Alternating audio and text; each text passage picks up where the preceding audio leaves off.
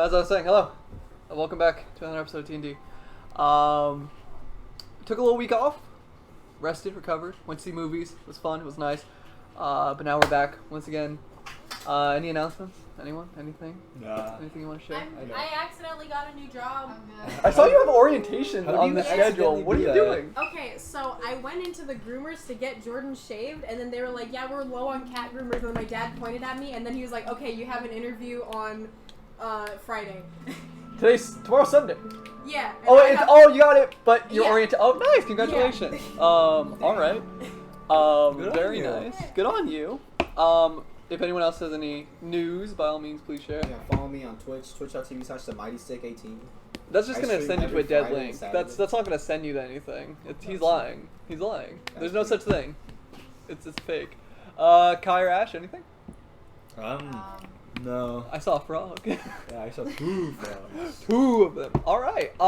As always, we'd like to thank everyone for the fucking kind of crazy support. Like, we began plugging the shit out of the channel on social media, and like, it kind of blew up. Like, I was talking about how session 3 got twice as many views as both sessions 1 and 2, or 0 and 1, sorry.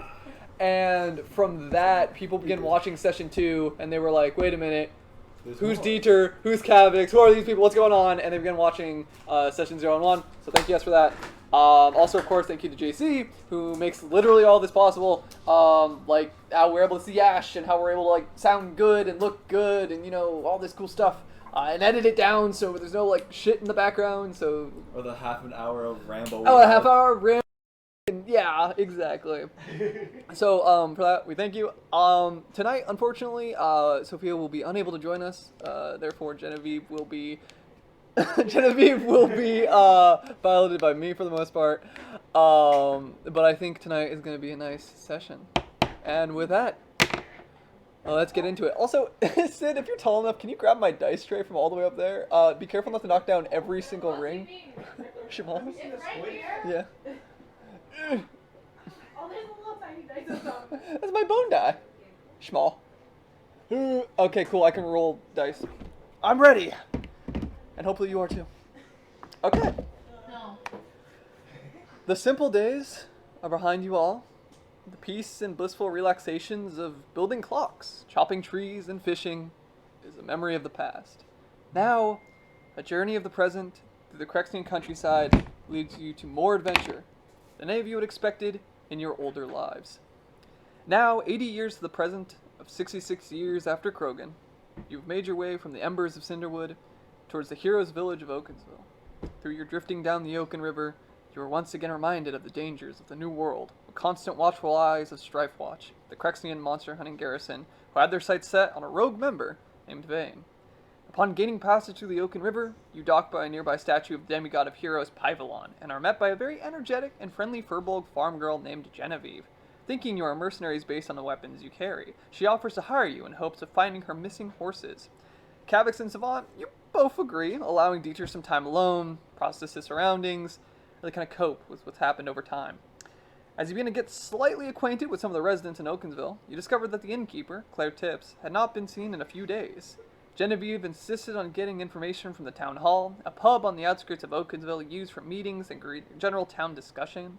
This led to a bit of backtracking, and Jen had forgotten to bring the animals at her farm back inside during the now pouring rain. When she returned to her farm, she discovered her dog Buster to be missing. Following a trail of markings in the ground led the three of you to a carved-out nest within a hillside. Resting inside the nest, surrounded by the mutilated corpses of Genevieve's horses and the petrified forms of Claire Tips and Buster, was none other than the wanted criminal, Vane. To all of your surprise, she indirectly aided you when the true owner of the cave, a cockatrice, returned and attacked in a startled frenzy. It was during this encounter that Kavix was completely encased in stone, but the cockatrice was defeated by Genevieve. Vane assisted in bringing the statue forms back to Okinsville, to which Savant used his telepathy to pry for any information within Vane's head, and to his surprise, he found two voices that seemed to contradict one another, but upon discovering your presence, immediately shut him out. Upon re-entering Okinsville, you were immediately spotted by the sheriff, Big Iron, who didn't hesitate in shooting Vane, knocking her unconscious. In a somewhat strange manner, the sheriff believed you to have not been colluders with Vane, but rather apprehended her, to which he promptly paid Savant the amount due for the arrest. And with that, the rest of you head towards the doctor, as put, of Okinsville in hopes of helping both Claire Tips and Kavix. Before we get there, Dieter! Hey, buddy. Wait, hold on. This NPC's name is Claire Tips. Tips. T-I-P-P-S. Yep. I'm sorry. She's a satyr. Be nice. Dieter, you finally managed to catch your breath, kind of calming down from everything you'd seen.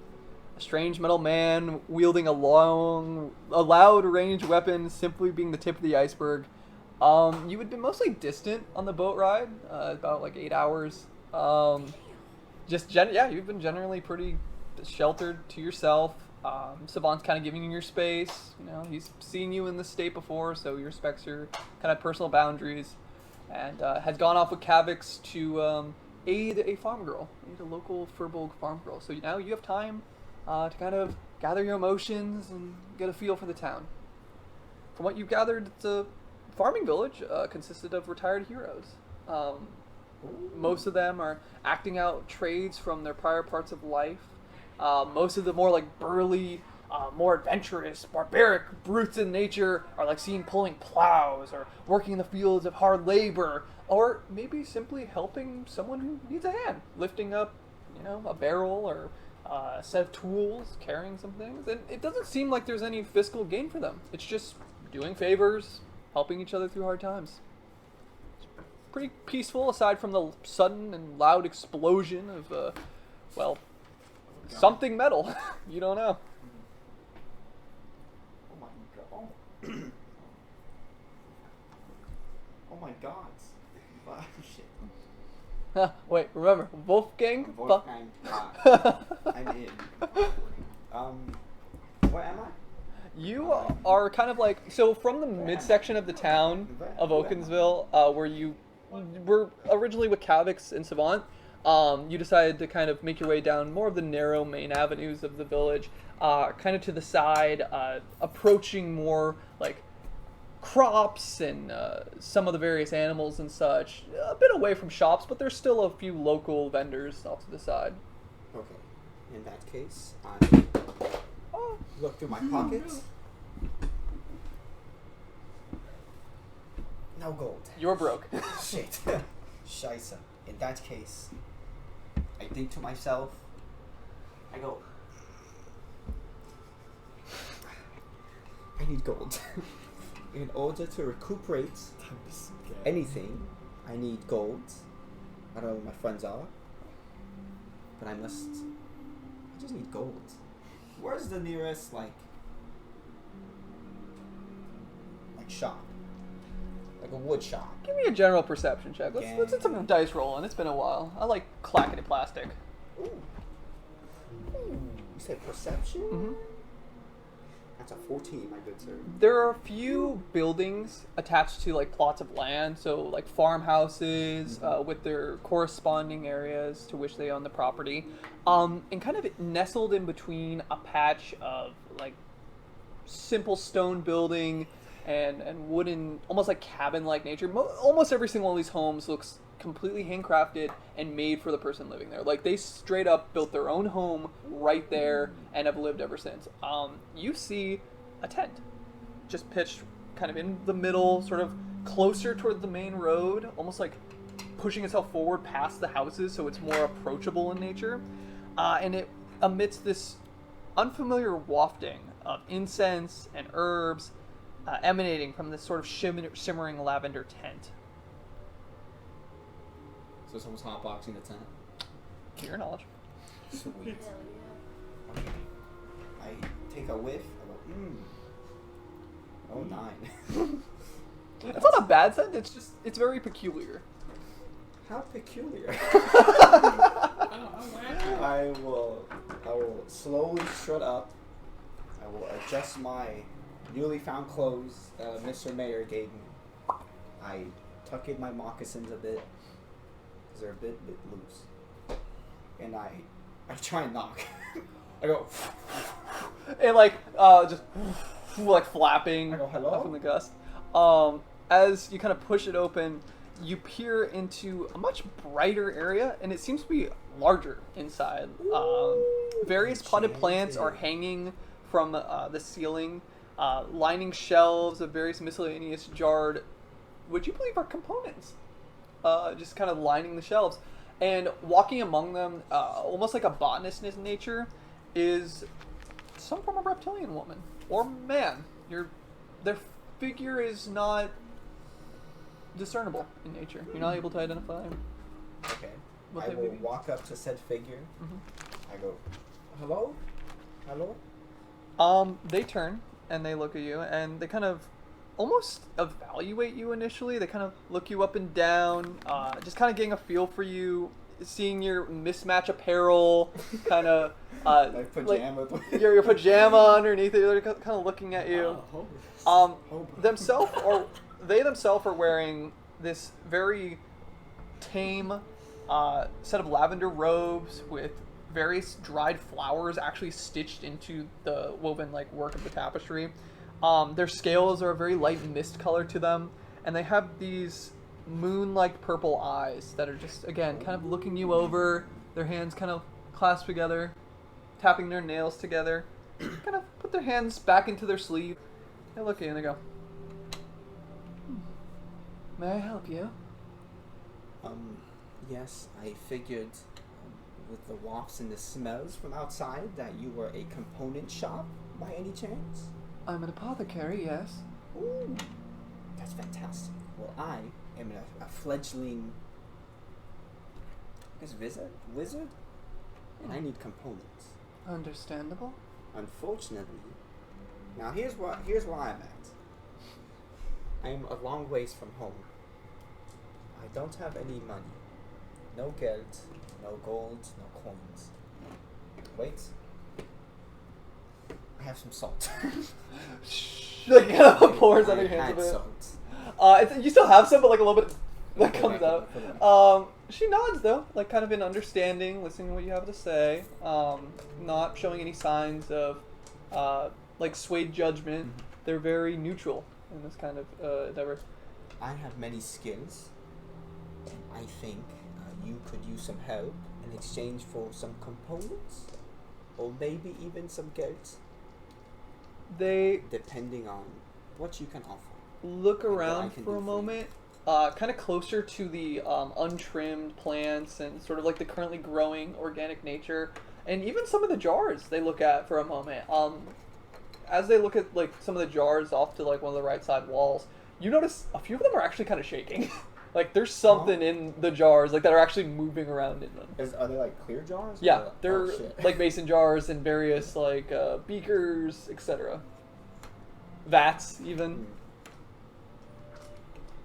My name is Dieter Uhrmacher. Dieter, Yeah, that is my. that is you my can't name. be too foreign. That sounds Crexian in nature, am I not mistaken? Yes, I come from a quaint little village, way out east, Oberhaven. Is that so? Like I said, I've been gone for many years. I've heard good things of Oberhaven. You'd see it one day, especially near the end of the year. There are many gifts of nature that Oberhaven has given us over time, and I'm thankful for that. If you wish to aid me, I will of course return the favor. They gesture to themselves. I'm Zolsta. Oh shit! I thought we were going somewhere else. Zolsta Wisetongue. Solsta Weistongue? They nod. Is a beautiful name. If you're... They kind of look out towards the tent, towards the midday sun approaching later afternoon. If you're willing to spend your evening, perhaps even into nightfall, aiding me, I will repay you. I will provide you with the components you require, to a certain extent. Oh, that's fine. I understand. What do you currently need? What I need? Just a basic component pouch. Anything will do. They nod. Alright. Something novice then? Something novice will do me a long ways. They nod. Alright. Let's see what we can do. Danke. Dieter, they slowly kind of like turn, and again, their hands kind of still in their robe, very, very proudly, like a kind of sway to their walk, but not to be prude. They just are very respectful of themselves. They start walking towards the lined shelves that you've seen, like kind of shaking a little bit, not too aggressively, but one in particular is just like trying to get off the shelf. You walk past a couple. The first one you see is like probably the most tame out of all of them. It's this like small foggy jar, again similar to a mason jar. It has like almost like fog inside of it, with almost like a bog-like atmosphere. The bottom layer of it is just caked in like marshy swamp soil, like a little bit of green above it, and there's a bit of moss like tucked into the cap of it, screwed on tight, so it's like almost like a little cavernish swamp environment to it. And nestled inside of this enclosed biome, is the describe it, is a small frog, yellow with like red mushrooms sprouting on its back. It's just kind of chilling. That's so cute. Right next to it is like this shaking, aggressive jar that you can see just flashes of like quicksilver just inside of it, jolting out towards the glass. Not in an electric or arcane sense, but more in like something's moving very fast and like at very specific points in the glass trying to get out. As you take a closer look at it, go ahead and give me a perception check. That's another 14. You notice like very rapid sets of wings, two of them kind of upwards, two of them downwards, like vibrating extremely fast like a hummingbird, but with a feminine woman form attached to them, sort of like a soft mint. You're not able to like distinguish their head until they finally like crick their neck, and you see three maws, one giant like open toothed fang mouth, and then where eyes should be are two eyelids stuffed with even more fangs that just as it just begins to just charge at the glass. What is that? It charges so quickly, it actually manages to like right towards the edge of the shelf, and as it's about to fall, Zolsta just catches it. Tooth Fairy. Sets it back on the shelf. Ew. Oh shit. Oh, you should see when they get bigger. That's not bigger? Oh no, they get much, much larger. How bigger? Tooth fairies are known for robbing children of their teeth. They simply sneak into their mouths as they're sleeping and, well, extract them. As a child grows older, they grow new teeth, teeth that cannot be replaced. And as to be expected, the fairies grow larger as well. But, unfortunately, they don't stop growing. They can grow as large as a human. And their knack for teeth is outgrown. They prefer bones that are a bit bigger. Such the name, bone fairies. It's a much more painful process as well. Typically, when you have a tooth removed, there might be a bit of gum bleeding. Depending on how aggressive it may be, you might rip something out of the socket, but could you imagine having a bone ripped out of your body? It's torn right out. Oh, that's fucked up. Would you like to extract this one's tears? And holding the jar, hands it to you. Just hands you the jar. Okay. Is there like a specific method, or do you want me to just wing it? I'd recommend you keep your mouth closed.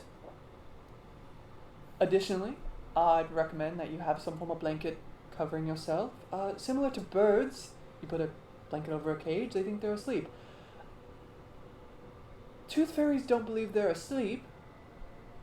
They believe that they're back in caves, and that there's no danger awaiting them. The trick is to surprise them, startle them, and you can squeeze them without, hurting them too much. Look, it's similar to they kind of like pinch you a little bit, like just very kind of gently, but enough to like kind of get a link there, like that, but a bit harder. Like go out here. Okay. Okay. Do you have a blanket, or do you require I anything? have just jackets. Yeah, that will do. They kind of like take the end of your jacket and just like kind of flip it so it's like over your head, so you kind of have like a little hunch to it. There's like a little like faint mint glow inside of the jar, and like for a moment, the tooth fairy just stops, just stares at you, just all three mouths just like spittle coming out of the right one's eye. Just Oh, gross. Yucky. Okay. I will. keep your mouth shut. I go outside the. I open the jar. It just kind of hovers. Give me a dex check. Oh shit. Come on, wait. Yeah. Just a regular dex check? Mm-hmm. 16. You like grab, almost like Peter Pan style Tinkerbelling it, like grab by the scruff. You like grab right by like kind of like the neck hunch of the creature as it like wings just kind of droop, and you just hear it, and like a bit of like droplets fall into the bottom of the jar. It's almost like it's like salivating, like essentially it just lurches out water from its two eye mouths and just. I will get my other one. Mhm. Just. Go ahead and give me, in this case, a strength check. You're essentially trying to finesse so you don't just like. That should would be killing. 13. 13. A bit too forceful initially. You just kind of see like a bit of like spittle like come out of its mouth rather than like the clear silver tears kind of begin to pour out until finally just more just fills up a little bit more. Not a ridiculous amount, but a sufficient amount to say the least to your eyes. And then it's in the jar, right? I didn't like put it in a different jar. No, it's like same jar. You're holding it. Yeah. I'll continue holding it and I'll, like get the jar from under it like this. I'll like shake it outside. Swiftly, Zolsta just takes it, and you hear like pouring into like a small like beaker. Hands you back the jar. Oh, well done. Not bad at all. I'll give it a little pat on the head and close the jar. When you like pat it the second time, it just knocks it out. Oh shit! Doesn't kill it, just like knocks it out, falls in the bottom of the jar, like, and then kind of like you see it like dazedly like kind of begin to stir a little bit, and just like back to like trying to get out of the jar. Oh, I will get out from under my coat, put it back on, and go. Well, that was easy. That was actually the most difficult thing you'd have to do. I just wanted to make sure that you'd be the right one for the job. Have you ever pruned a plant before? Yes, I had a garden. Let me be more specific. Have you ever pruned a plant while it tried to prune you? And with that, we're gonna jump ahead a little bit. Let's jump back a little further, but not too ridiculous far. Big Iron just scooped up Vane in one arm, slung unconscious over the shoulder, just handed you the platinum, and kind of looks down and sees the now toppled over statue form of Claire Tibbs, and he goes, "She responsible for this?" Kind of nods to Vane and nods back down to the statued satyr woman, to which kind of looks around, evaluating a bit more, kind of processing a cockatrice, and there's something about his nature that seems off. Like, he has a lot of information, but something still seems off him. Like, the whole exchange feels very strange. I'll just shake my head. Right. Cockatrice. Kind of breathes in for a moment. So that's what you're covered in, Genevieve. Kind of points to Jan, and she goes, "Yep, it was wild. I stabbed it right in the chest with Savant's. Oh, that reminds me." She takes the knife and goes, "Here you go," and just like hands it to you. Like, she's still like Carrie style covered in now like dried gore. The rain pouring down on her has only like made it like more like almost sticky in nature. So it's like just like essentially staining her like blouse and like stuck to her shoulders. Her face is caked in at her neck, but she's like grinning. She is so pumped up. She's so enthusiastic of what happened. And she's like handing you her dagger. Here. Take it. Yours just like caked in because she got deep in there. She straight up just plunged right in. You saw like her hand actually went right in the hole when she tore right down. It was nuts. It was intense. I'm just gonna hold it out and let the rain wash it off a little bit. Rain's not gonna do. You're gonna have to scrub. Okay. You're gonna have to scrub. Ew. Yucky. I managed to find, but the horses were long dead. And Big Iron just kind of, well, I'm sure they'll thaw out eventually. I know they're far too heavy to carry in stone, but I'm sure if you ask Zolsta, I'm sure they'll help you. No, that's the thing, Sheriff. They weren't in stone. It looks like something ripped them apart. You watch as the three eyes on the side of Big Iron's face kind of quickly like flash, like a very soft like yellow and then green, as each one, like one looks at Genevieve, one looks at Vane, one looks at the statue and just kind of like begins to scan for a moment and just takes a moment. Well, Jen, I think you found your culprit right here. Kind of nods to Vane once again. Added to the list of crimes. Horse murder. Kind of like stops for a moment. Anyway, it's getting late. You heading home? Actually, we were hoping to get Kavix free from this. Maybe Zolsta might have some way? Doesn't hurt to try. Heard they've been pretty busy today, but you can peek your head in. Just, even though this one's taken care of, you should still be careful. Don't know really who to trust. Have a good night. And with that, Big Iron with Vane on his shoulder heads out to his station. Genevieve looks at you, Savant, and goes, I can keep holding Kavix if you want to carry Miss Tips. Buster, who's like completely de-stoned now, still licking your face, just kind of squirming a little bit, trying to get down. Okay, I'll put him down. Immediately, just dashes off. Jen just. I look at I'm like, Buster! Oh, he's just going home. He'll be fine. okay. I hope. Oh no, he'll be fine. He'll be fine. She's kind of reassuring herself. He'll be fine. Buster. Buster already long gone into like the now start back again sprinkling. The pouring is starting to diminish as the rain's starting to pass. Jen picks up Kavix with no problem. If you'd like to go ahead and give me a strength check to pick up Miss Tips. Tips. It's not tits. That's the funny part. 8. All right. You like it's less that she's heavy and more it's really awkward. Again, like her positioning is like hand outstretched, like kind of weird posture. You try to grab onto the waist, but then like there's not enough room for your like massive forearms to like squeeze between like her side and her arm, just based on like how tightly like compact her like form is in general. At one point, you just consider like kind of grabbing by the hooves and like dragging, but that just seems really disrespectful. Jen kind of looks for a moment and goes, I could try to help you. No, maybe. it's fine. I mean, I don't feel right about leaving her or Kavix for that matter. Can I like try and like? Can I try again? Yeah. Okay. Okay. No. There we fucking go. 19. Wait, 19. This time, like you get so pride. Your like pride is right there. You're like, gotta do this. You like lift over her shoulder, like think it's Eater, right on the shoulder, like just poof, playing it almost like a stack of timber. And Jen goes, I guess that's one way of doing it. Yeah, definitely. Still like kind of like holding like Kavix by the waist, almost like she's carrying like almost about like to suplex Kavix essentially, like midway through.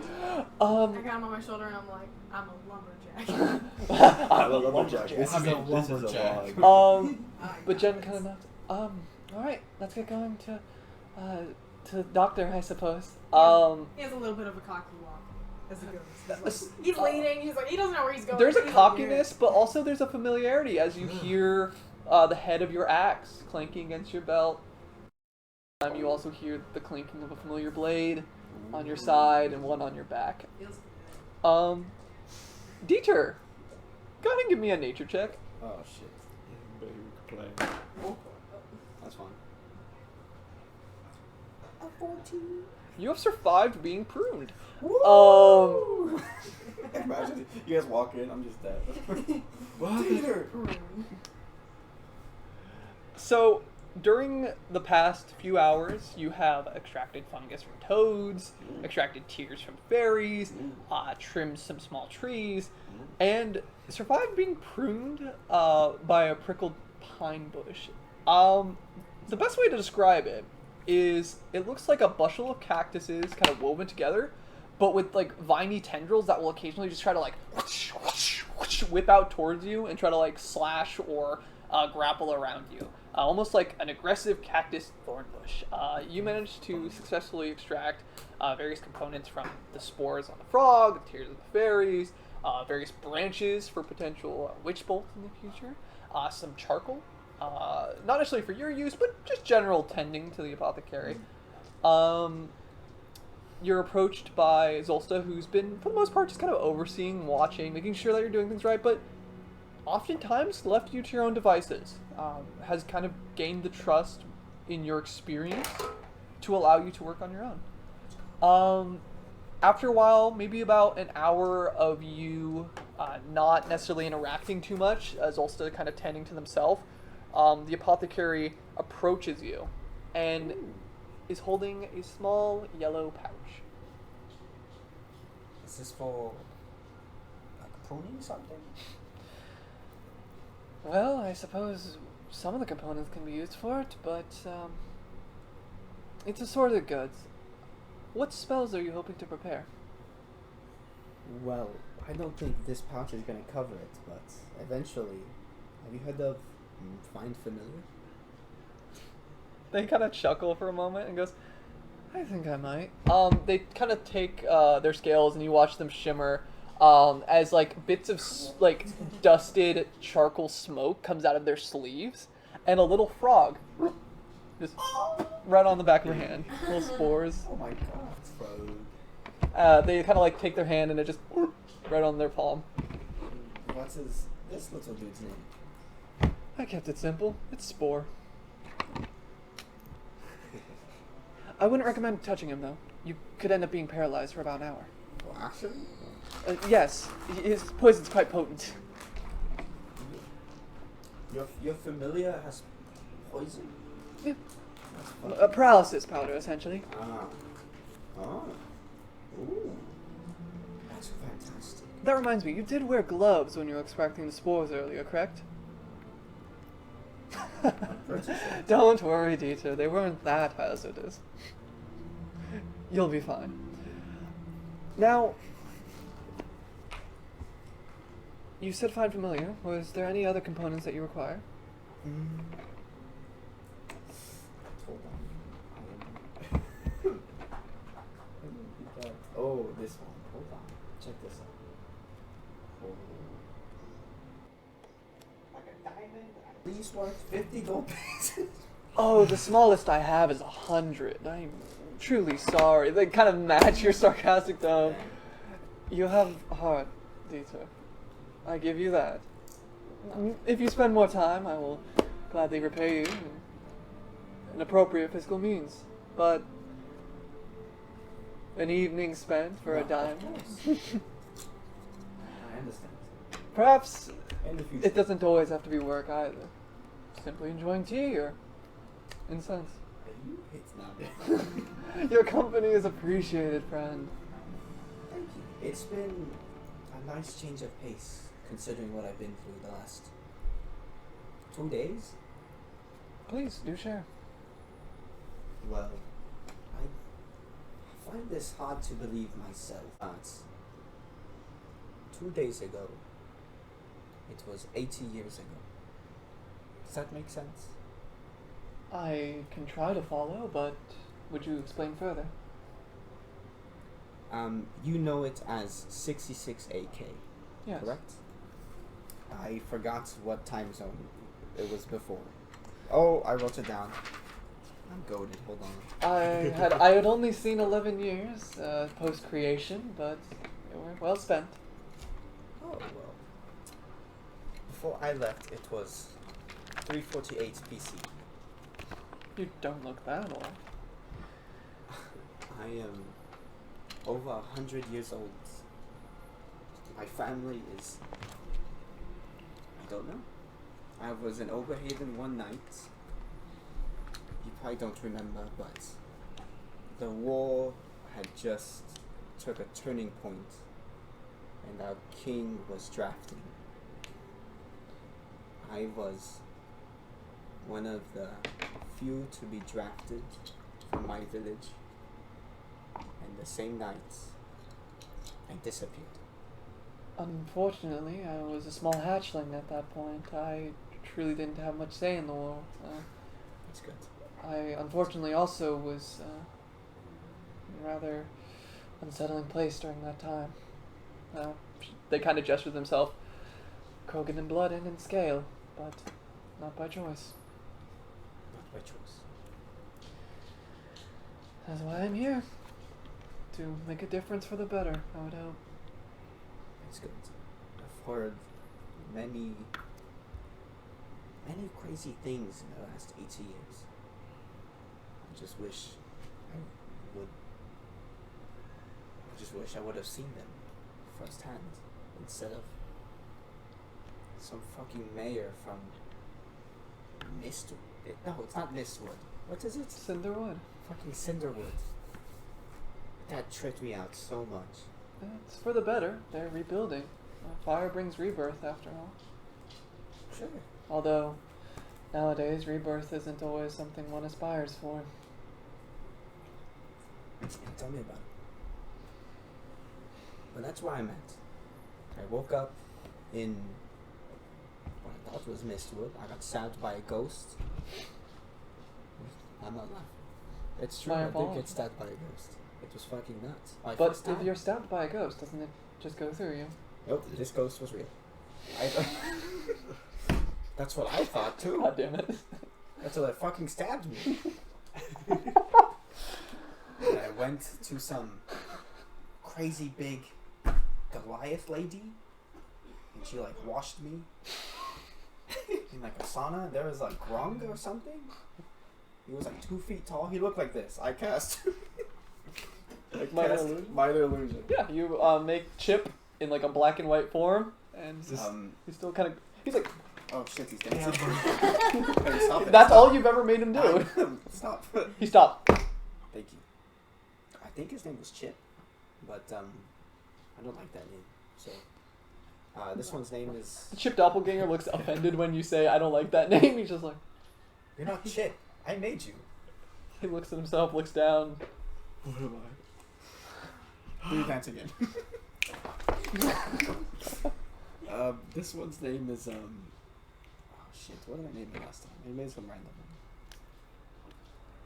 one. We'll come back to it. It doesn't matter. It's got a name. When you say it doesn't matter, you see like the sadness. No, it matters. Listen. The damage is done. Listen. His name is Zeitgeist. Zeitgeist. Alright. As you kind of like try to correct yourself and like say its name is Zeitgeist, the damage has been done, and Zeitgeist takes Okay, 2 Zeitgeist. points of psychic He's damage. just gone. He dissipates. I didn't do that. Whatever. he was offended. He died. Well, the emotional damage was of course caused. Oh shit. If I do give you charcoal, you promise to treat your familiar better. No. See, that's the thing. No. Wait, no, yes. No, yes. Yes. I want to see. I had a little before I left.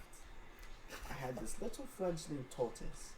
Oh. He was only maybe a couple years old when I had him. His name was Kroot. Crude. Kroot. I just want to see Kroot again. That's very sweet. Well, hopefully. They kind of pull like the drawstring of the pouch to tighten it, and it looks like it shrinks. It looks even smaller now. It's like a little like dice bag size. They hand it to you. Hopefully this will be able to aid you. Oh, danke. I take it. It's yellow? It's yellow. Fuck yeah. Bright yellow. Hey, pee. You look into there's like a little like a small like a bit of powder initially of like powdered charcoal, but then you look down and it's a similar to the tent, large void of just charcoal spinning around in a circle inside of it. Go ahead and give me an Arcana check. Is she a fucking mini bag? Bruh. Arcana, you say? Mhm. I'm goaded. Like 14. 14. Wait, yeah, 14. You may be familiar with most bags of holding. This one is particularly unique for alchemists. They gesture to it. I gift you with a fine bag of component holding. I find that for some spells it may be difficult to acquire various resources, even more difficult to contain them. However, when you grind them into a powder or condense them into a small size, this pouch may be able to hold them. But unfortunately, only components. If you try to put anything else in them, it will rip. Oh, okay. So, I'd be careful with your quills. Okay, good to know. So anything component-like. Unless they're porcupine quills, then it will be fine. But an inking quill, you will destroy it, of course. Okay, good to know. So, yes, of course. and the components, they can be material cost as well, like diamonds that are worth. Yes, absolutely. Okay. You are fantastic. I'm going to teach you something that we used to do in Oberhaven. Oh, by all means. Okay, stay there. I go on the other cheek. Aww. You see like a rosiness in their cheeks and like, Dieter, this is a practice in Olive Grexnia, but I don't believe you truly know what it means. What? It's a sign of affection. What do you mean? Never mind. It's And you goodbye. see like the rosiness kind of like slowly fade a little bit. They actually like scratch behind their ear a little bit and just, What, in 18 years it means like I want to fuck you? as you say that, Genevieve Hey. bursts into the tent with a stoned Cavix, like completely encased in stone, almost like a statue of Cavix, like frozen in like a battle stance. Hello. Hey. Wow, that's a very nice statue. Oh, it's not a statue. It's not? Cavix is encased in stone. Sets it Wait, down. Like convicts, like this, like white friend. dragon. Oh, Yeah, that's him. what'd you do to him? Oh, I didn't do anything. See, and you see, like Genevieve's covered in like dried gore. Are you sure? And behind them enters Savant holding a like satyr encased in stone. The kinda- savants. Lumberjack Who carrying is them. that? Do I know who they're carrying or not? You do not. It's Who just a the fuck is satyr that? woman. Her name's Claire. Tips. Contain yourself, Dieter, please. I'm sorry, it's just 18 years have really fucked with my. Hey, Dieter. Yeah. Claire Tips. I put her down. Also, like an What, imprint. is that actually her name? Claire Tips, yeah. Okay, listen. Listen, if we get it back, please don't say this happened. What? Stop. Claire Tips? Fucking Claire Tips. That's the funniest fucking thing I've ever heard.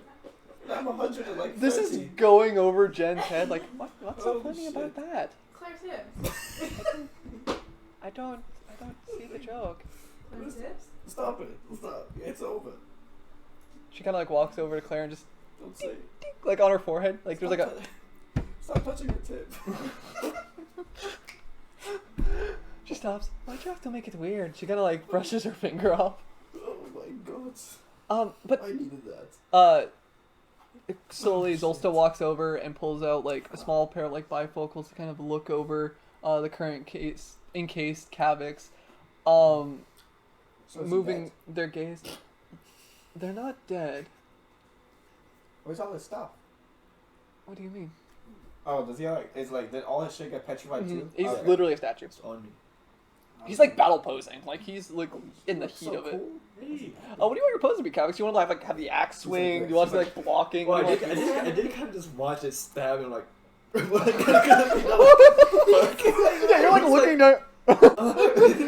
There's like a loose grasp on your axe, so like someone can like slide it out. I was like, what the Or fuck your is helmet, this? sorry. Yeah. So What the fuck is this? so Bruh. literally, bruh. Bro, what the fuck? It's the old man. Just guess I'll die. So, Zolsta looks over I'll die your then. form. It's quite clear that That's great. Claire was encased prior to Dear Cavix, but they kind of look it over. I think I should be able to whip a salve up for both of them. Genevieve, by chance are you coated in cockatrice blood? Good. Okay. What? Dieter, can you hand me one of those small wooden Of bowls over course. there? I get a wooden bowl. Okay, thank you. Here And you go. they take like a kind of like cupping, like claw-like motion, just like take a like dried amount, just puts it in. More charcoal out the sleeve as like a spore frog. Just they kind of like put the frog inside of the like little like dried blood wooden bowl. Just gives a little poke to it, and you just hear and just a little bit of like emitted spore goes inside of it. Thank you, spore. Picks it up, puts it back in her sleeve, like spins their wrist, and out of their wrist That's comes cool. like essentially like a little grinder to like mix the herbs and such. Such a fucking No. Professional. Ian's kind of grinding it together. Hopefully this will speed up the process. Kavix typically looks like he would have been under for an additional 24 hours roughly, and Claire at least 3 days. Damn. This will reduce the time for Claire by a day and Kavix by probably down to a few hours. If I'm being honest, you brought him in quite quickly. They begin to kind of apply the cream to Kavix and kind of like rubbing it around their face, around their chest, sort of like around their shoulders, doing the same to Claire afterwards. Now, Genevieve, you should get that stuff off you before it dries too much. It has a similar effect where it will start to almost harden around you. Oh, so that's why it's a bit difficult to move. And you see, like, there's a crunching when they move their shoulders, but like they kind of like break out of it too a bit. Do you need some? Oh no, it's fine. I'll go home and change and clean. Thank you though. She kind of smiles, and you see she's absolutely loving this. Like, farmhand, first adventure. Like, she's absolutely in awe. Do you have a place to stay for tonight?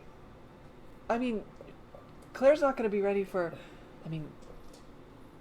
a day, right? So you might need a place to stay. You can stay with me. You can stay with me and Dad's. Okay. Yeah, alright, thank you. Can we take Kavix with us? Zolsta just kind of, don't see why not, but I do warn you, make sure to be quick. If he depetrifies, he'll immediately kind of, primal instinct, fight or flight mode. He might Continue the action that he was doing. exactly. I don't know, man. I just gotta say, like, what the Wait. fuck is this? Before That's more we do confused. I think anything. I'll be more confused. I want to try something. Of Guess course. I'm not. Now, I cast minor illusion. I bring back Zeitgeist. Zeitgeist. Entschuldigung. I'm sorry about what I said earlier. Stop that. God, I love being back. This is fun. Isn't this fun? Ooh, this is fun. Perhaps I was too ginger giving you a component pouch. I could do that already without the components. You know what? Miss... Oh, no. Call you Zosa, Miss Weiston? Neither. You can merely refer to me as Zolsta. Okay, Miss Zosa. There's no miss. Okay, Zosa. Correct. Danke schön, I appreciate it. If we do not leave by tomorrow, I will stop by. Of course. There's plenty to see in the town and plenty of things to do, so by all means. Wait, before we leave, what is the most interesting person in this town, in your opinion? You're looking at them. Oh shit. I'm jesting, but what are you looking for? Anything, honestly. I just wanted to know if there's anyone cool in here. Plenty, truly. If you need a metalsmith, Jane is by far a talented knack for the trade. If you need leather, Copper Gordon, of course, is Copper Gordon? very interesting. You said you have been out of the loop for quite some time, Dieter. Might be in your interest to consult the archives. Lexington Riffeldock. His name is Lexington Riddledock. Riffeldock. Oh, Ralph, I heard something else. Sam. It's the accent, unfortunately. It's okay, I have an accent too. Yes. It's Old Crexian. Most accents have been more modernized for Crexian, unfortunately. Are you fucking kidding me? No one sounds like me anymore? Very few to keep that legacy alive. It's a more simple tongue, common, if you will. How does everyone speak common? Common was invented? No, I don't. It's about me. Interesting, yes. Now then, I believe it is in my best interest to head to bed as well. It's been a busy day. Gute Nacht. Auf Wiedersehen. Holy shit, she speaks Crexian. That's fantastic. And with that, would you like to make your way behind Genevieve, who opens the flap and starts to lead you. There's almost like a skipping to her like general walk, as she kind of leaves and goes, "Oh, that reminds me. Am I gonna carry Kavix? Do you want to carry Kavix?" Okay, so mom, give me a strength check. Beef, beef, beef, beef. Sausage. Oh, she's huge. 21. She's Big huge.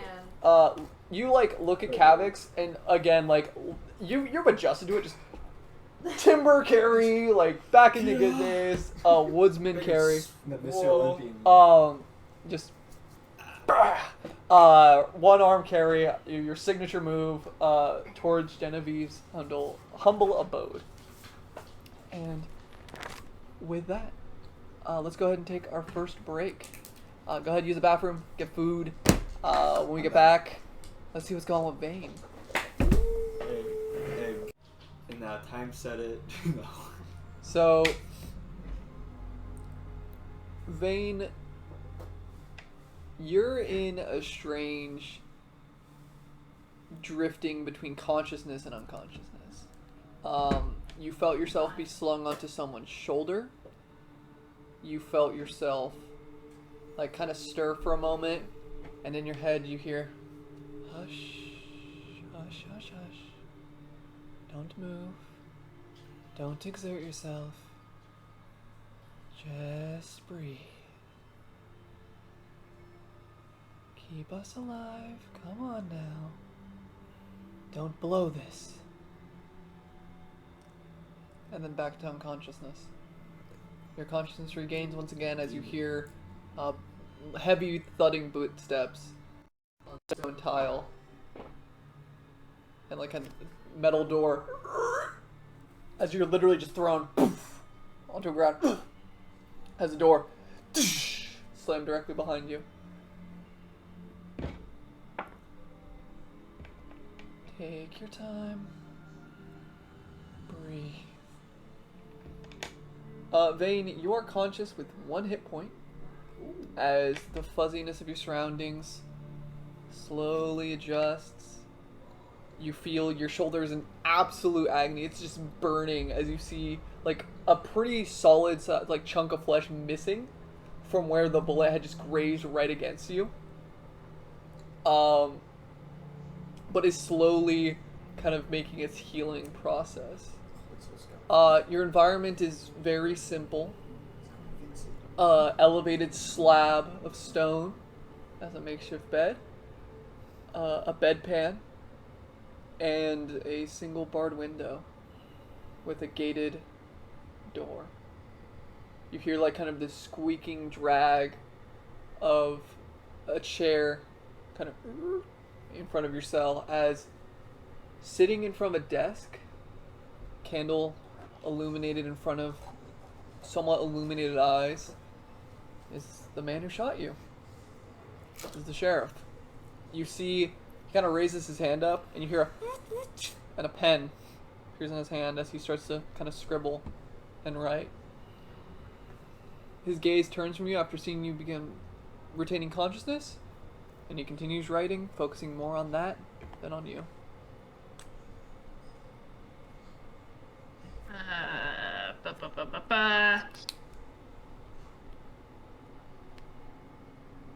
So there's just a cot in the room, correct? It's not even a cot. It's essentially like a slab of stone that's like a platform for you to sit on and lay on, but it looks absolutely abysmal. It doesn't even look comfortable. There's no fabric, no straw, no comfort whatsoever.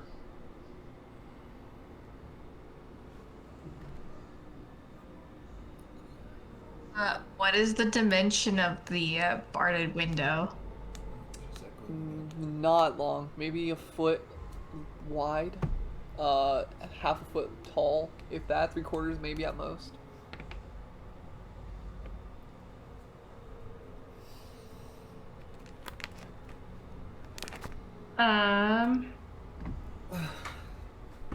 I will slowly get up to my feet and approach the barred door. Alright. You get to your feet, still very sore from the entire exchange, and very soft footsteps approaching the bars. Mind yourself. Not too close now. Still not even looking up. His hat is actually kind of like put onto like a nearby hat rack, essentially.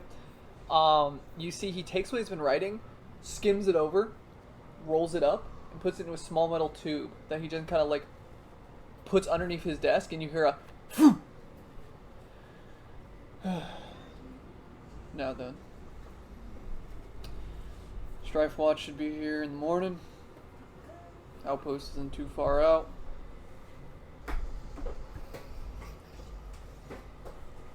I specified you are alive.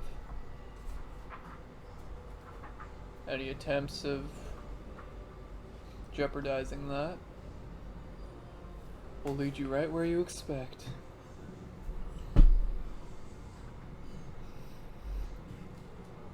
Did those adventurers get to town?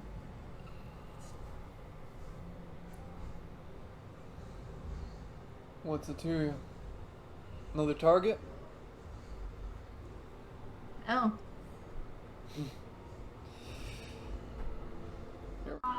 They saved my ass from that monster. But then again, you wouldn't care, would you? I am simply but a murderer in shackles, right? He looks at you.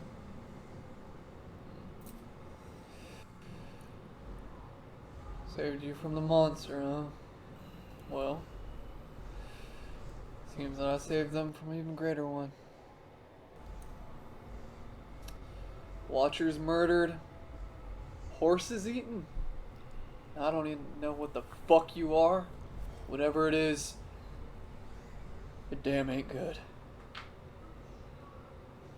Frankly, for up to me, he takes out his big iron, his revolver, just right on the desk. You wouldn't be breathing. But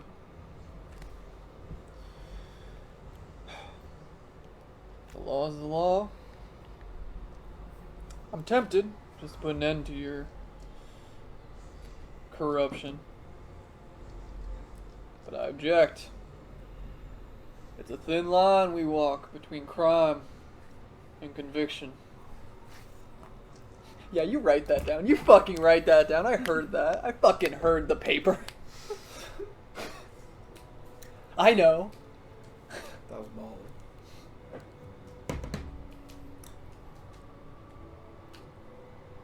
Someone's gotta do it. In your head, Vane, you hear. What a load of bullshit. Keep him talking, though. The more he blabbers, the more vulnerable he is. 3 eyes or 2. Well, I guess 4 technically, but the normal one is a bit slower than the others. Might be able to make use of it.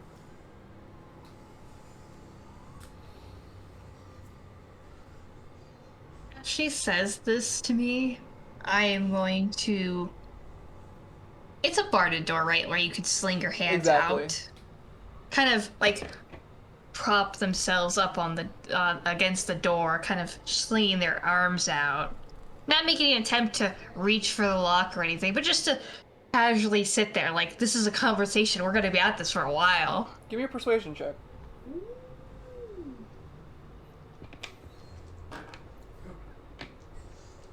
You also have Am I a baby? you also have a free inspiration, by the way. You and Genevieve from last session have free inspiration. Nice. I got a 17 for that. 17. Okay.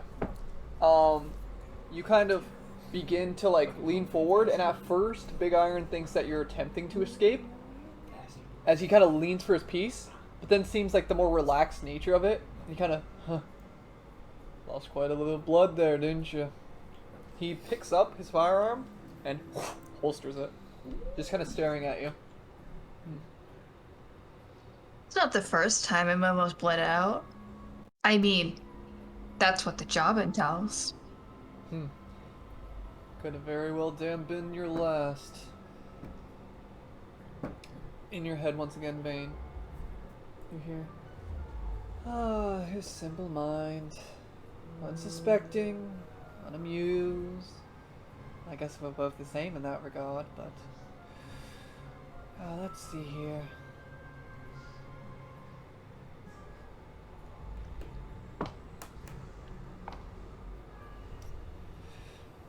Besides his firearm, there's something of a bit more value to us. Do you see it? Go ahead and give me a either perception or investigation check, whichever you prefer. Investigation. Okay. That... Is it gonna load? I don't like this music. Oh, so that's already right. That's a 19. 19. Beside his firearm, like directly behind it, like right before he holster it, you hear like a distinct jangling, almost like a set of keys. Now you're in no shape to exactly reach out and grab it, but if he turns his back at the right time, I might be able to snatch it for you.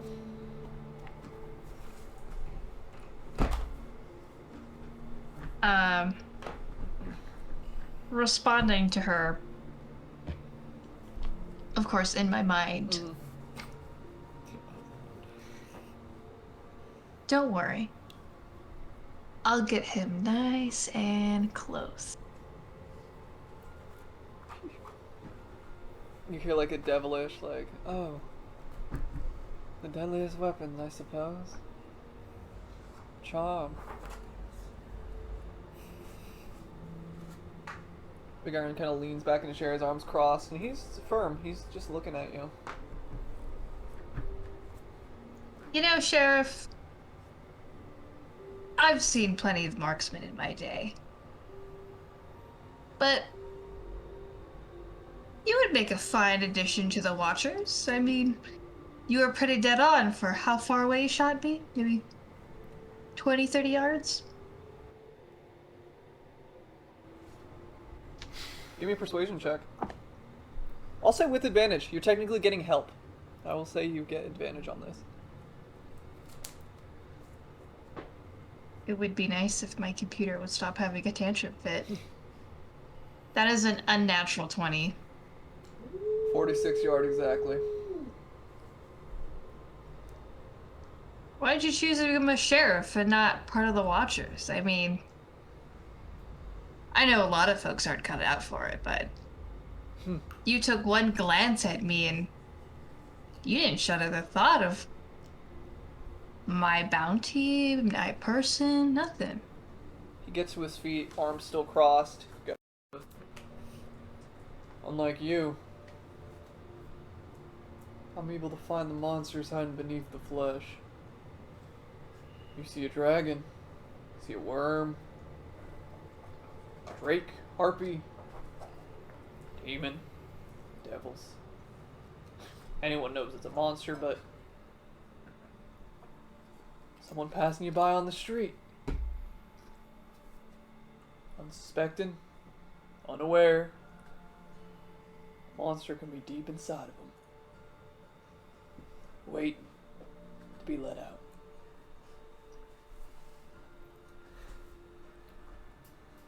You know, Sheriff, I do find it funny. Half of Proxy is looking for my head, and of course you already have it.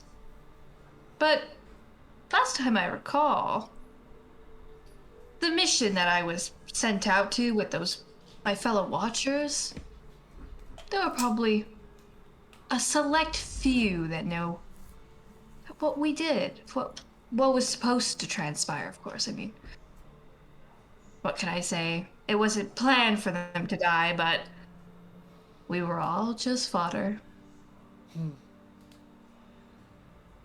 Lambs to a slaughter, standing alongside a wolf in sheep's clothing. I don't always see eye to eye with Strife Watch, but I understand their sacrifice and their service. You disgust me.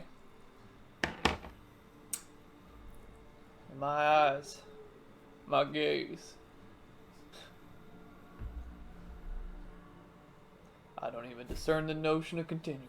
And he turns his back to you as he begins to leave. Oh, but Sheriff. He continues leaving. Alright, I think you've done enough. Give me a stealth check, Vane. 16. 16. And his passive 16 will just do it. As you have managed to seemingly annoy or irritate Big Iron to leave the room, just kind of compose himself.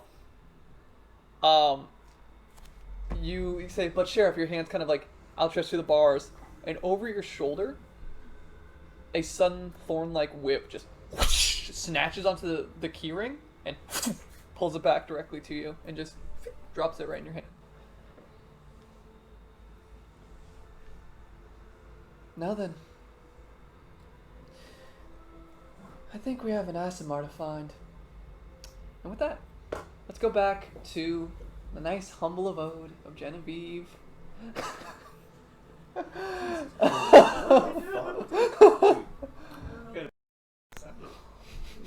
You good there, Savon? Do you know how hard it is to try and do a prison break by yourself? You weren't by yourself. Apparently not.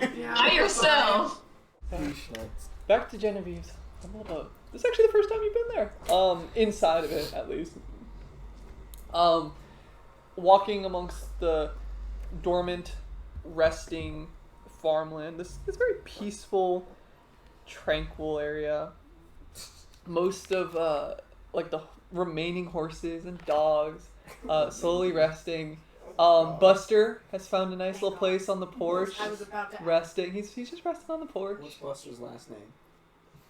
Whatever Genevieve's last name is, actually. Is it Scruggs? No. Fuck. Buster Scruggs. Buster move. Dude, Buster rhyme. Buster. It's just an emceeing dog. The fucking this message. This is Dog Sophia. changed Yeah. shit. What's his last name? Buster Rhymes. Bust a nut. Bust a nut.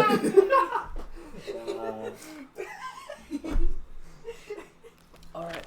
I get knocked down. But I get up again.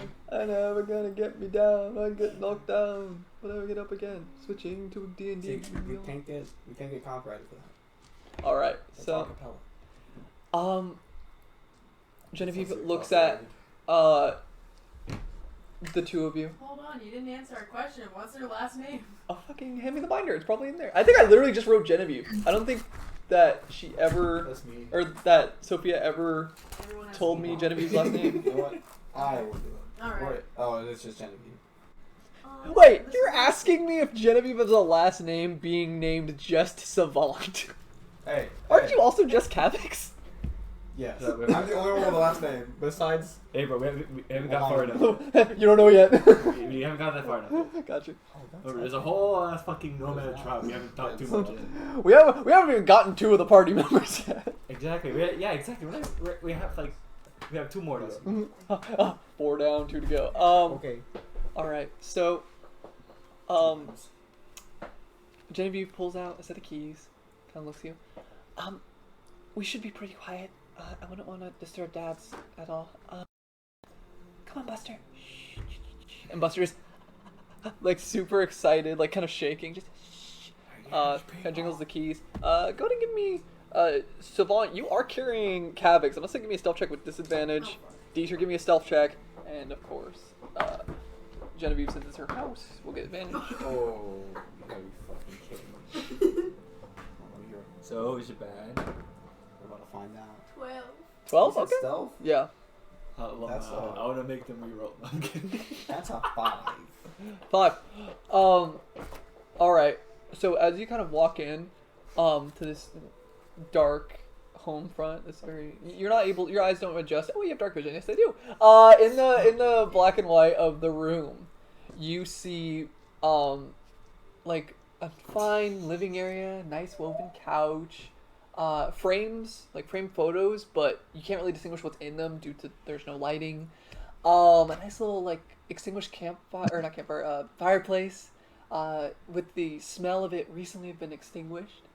Food recently cooked, possibly atop it. Jen even goes, huh, looks like I missed dinner. Is that right, Buster? Buster, where'd you go? As you're kind of like taking the sights detour, you accidentally step on Buster's tail, and you hear Shit. as he like whimpers, just skirts off, and you hear like a table slam as he just right into it. A vase just shatters on the ground. Oh, Kinda like, Buster, are you okay?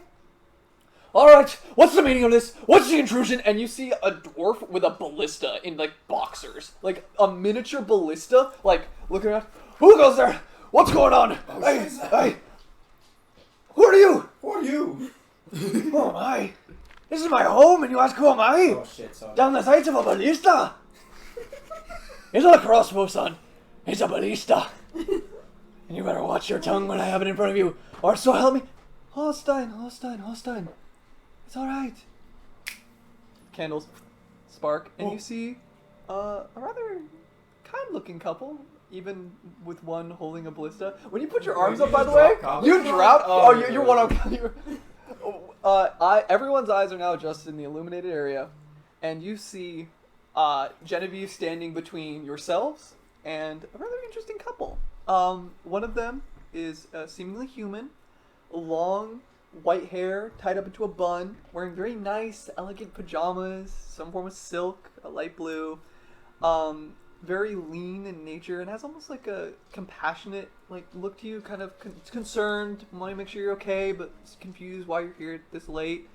And in front of him is a round, pointed-nosed dwarf with like rounded glasses resting on his nose, braided beard down to like burly chest hair as he's only wearing boxers, braided hair that or unbraided hair that like flows down his back as he's looking at you and like pointing at you. It doesn't look like a crossbow. It looks like he ripped off like a ballista and is holding it in his like burly arms. I'm gonna ask you again. What are you? Oh, hi, sweetie. What a fucker, eh? Jenny goes, hi, dads. And immediately Rose just kind of, Genevieve, what do you have on? Oh dear me, did you kill someone? No, Rose, I killed a monster. Did you now? And you see the grin on the dwarf's face just immediately just grows. You killed a what? Who was it? Was there an owlbear? Was there a dragon? It was a cockatrice. Really? That's so. Hey! Cross ballista right back at you. What are you laughing at? Oh, it's a lot. It's been a long day. You feel like the wooden arch of it like into your chest. Okay, I'm sorry. Listen. Jen, who are your friends? Oh, apologies, Father Holstein. This is Savant. That's Dieter. Hello. And that's Kavix. They're friends with a statue? Oh, right, cockatrice. Apologies. Well, he kind of looks out at the ballista. Throws over his shoulder. Okay. Shatters a window. I'll fix that later. Okay. You mean I'll fix it later? Immediately you watch as Rose at this point, if you got his name, the human, begins to like kind of curl his finger as the glass slowly reforms back into place and restores itself. I really wish you'd stop taking that thing out. What's the point of having it if you're not gonna use it? Exactly.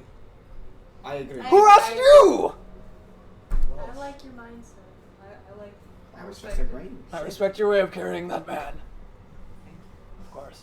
Here's a man, right? He kind of waddles over around the side, looks at Kavix. Like right on the noggin. Kavix.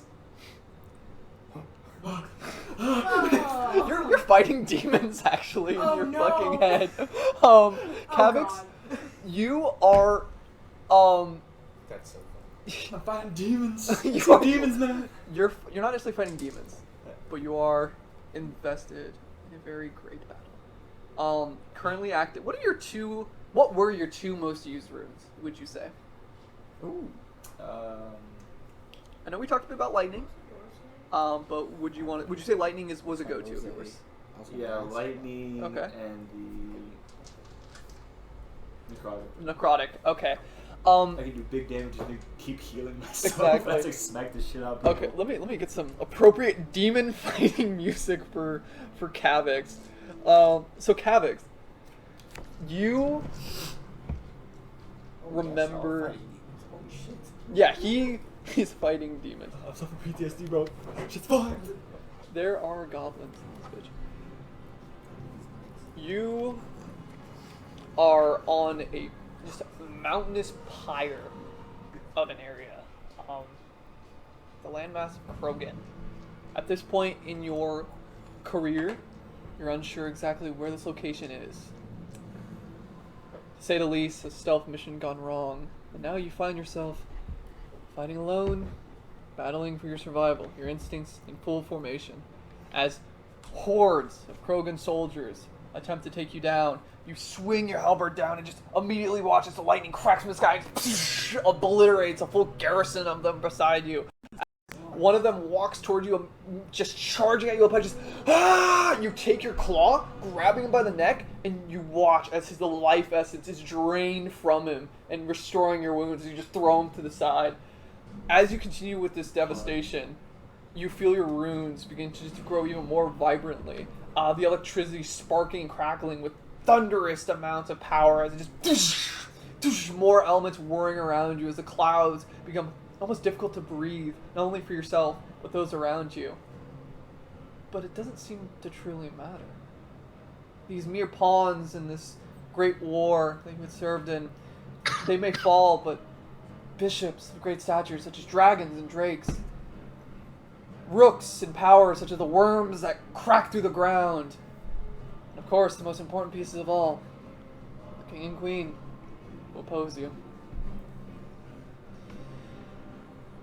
You watch as, although you're able to break through the hordes of formations, it's not enough. As you slowly begin to feel this mountainous pyre of victory you're standing atop begin to shrink. As at one point you're at an equal playing field, you feel like you're sinking. And slowly rising are a pair of drow watching you fall. And then you get a massive headache. Like something is like knocking you in the head. Kavix, you're no longer in stone. Ah, fuck. Did I die? Did you guys, how did you die? You weren't even there. I died? Did you? I'm dead. Did you turn to stone too? No, just you. Wait. What are you talking Wait, about? Hey, you're freaking out, man. Hey. Who are these people? Kavix, it's okay. These are my dads. This is Rose, kind of pointing to a slender human, Gay guys. tied up hair, and this is Holstein, and pointing to a dwarf that's kind of looking at you just as you're still like over the shoulder of Savant. Kind of looks like he's knocking, and he just very gently on your forehead. It's like Swada's hand. What are you doing? Get away. I'll put him down. Oh, you are Rita. Okay, just making sure. So, Walks off. I'm not dead. No, far from it. Well, I mean, being encased in stone is pretty close to being dead. But now you're not. That's a relief. Yeah. I was kinda, Wait, so where are we again? this is my home. It's where I live with my dads. Rose gives like a very gentle wave and a bit of a smile, and Holstein kind of grinning. You see like just like very finely like clean, elegant teeth in his mouth as he. Oh, that reminds me. Do you have any trophies from your first kill? You're kind of looking over Genevieve just in That's like sheer. tapping, like, you can let me down enjoy. now. No, I let you down. No. You stay. Break out. Genevieve just goes, I really didn't think of getting one, but I'm covered in blood. That's a trope. Give me a wine glass, quickly!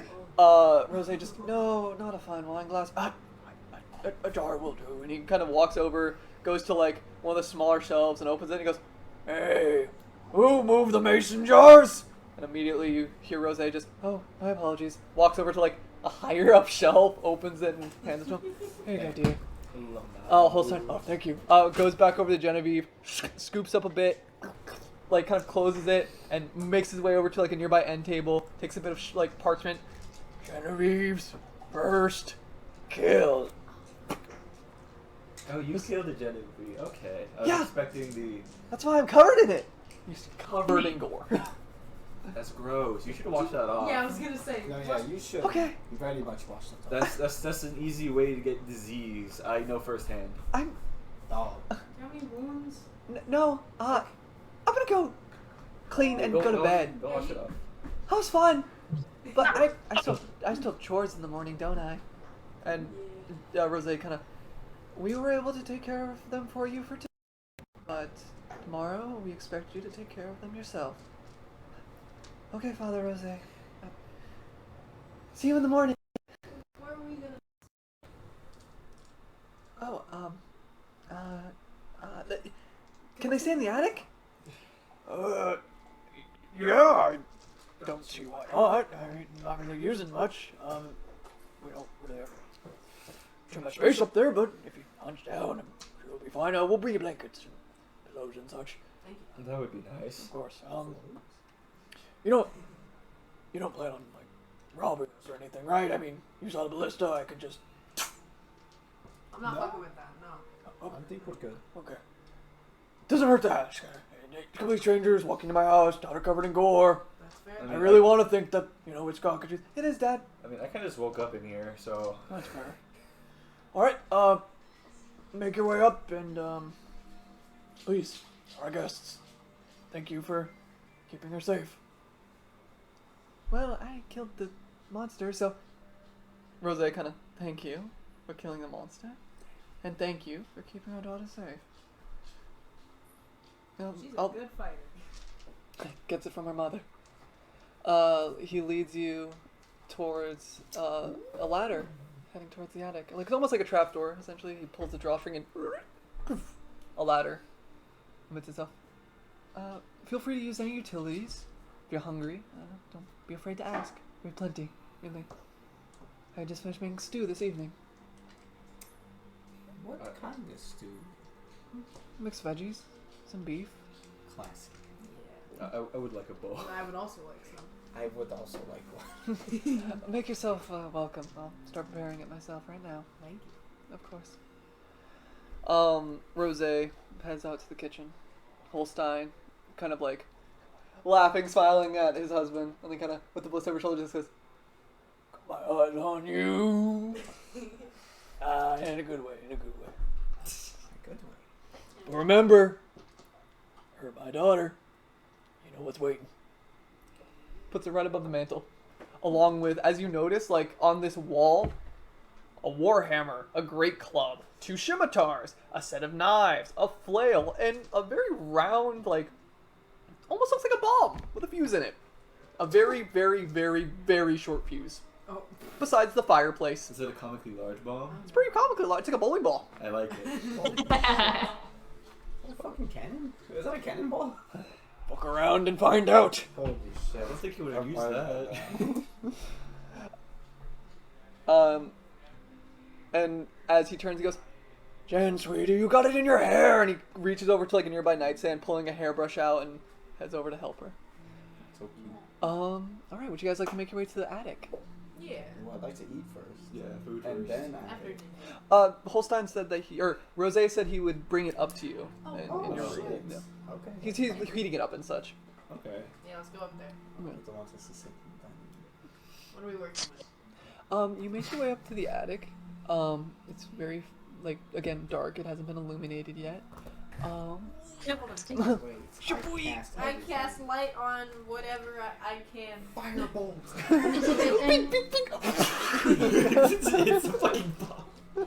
I'll just like slightly lift my halberd towards you so you can light it. I light it. There we go. It emits a pretty vibrant amount of light inside of the room. And it actually like emanates like purples and blues. Ooh. That's nice. Almost like if you could cast like through stained glass of your familiar runes. Cheer. Is there any candles, torches, or small campfires up here? There's small campfires. There's one Gosh. like kind of like midway finished candle like Okay. on the shelf. In that case, I cast Prestidigitation. I just go. Yeah, right by the window. Just there's like a nice like arched window right there. You just it ignites and Hell yeah. there's a pretty nice amount like purple, orange, dark blue light irradiating inside of this room. You kind of all get a general feel for your surroundings. I have everyone's passive. Go ahead and tell me your passive perceptions. I like hearing you guys. Passive Mine perception. passive So it's Mine. Ist 15. wird sehen. 15, 13. 14. 15, 14, and 13. It's 15? Yeah, bro. Kafka says, big ass. Look what your special eyes. My brand. Nice. You all kind of look around, and you see like essentially like a storage room. Savant, you see a chest, seemingly of like apparel, with like a couple boxes stacked on top of it.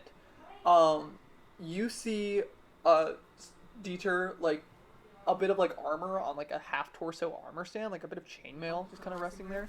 And Kavix, you see a painting, kind of propped up by the wall with a bit of cloth draped over it. But you kind of see like the midsection of a person in the painting.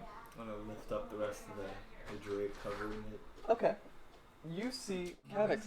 You lift up this veil and find the painting of a middle-aged woman, maybe a bit younger, but due to extreme conditioning and just life taking a toll on a seasoned adventurer, she looks much older, much more mature.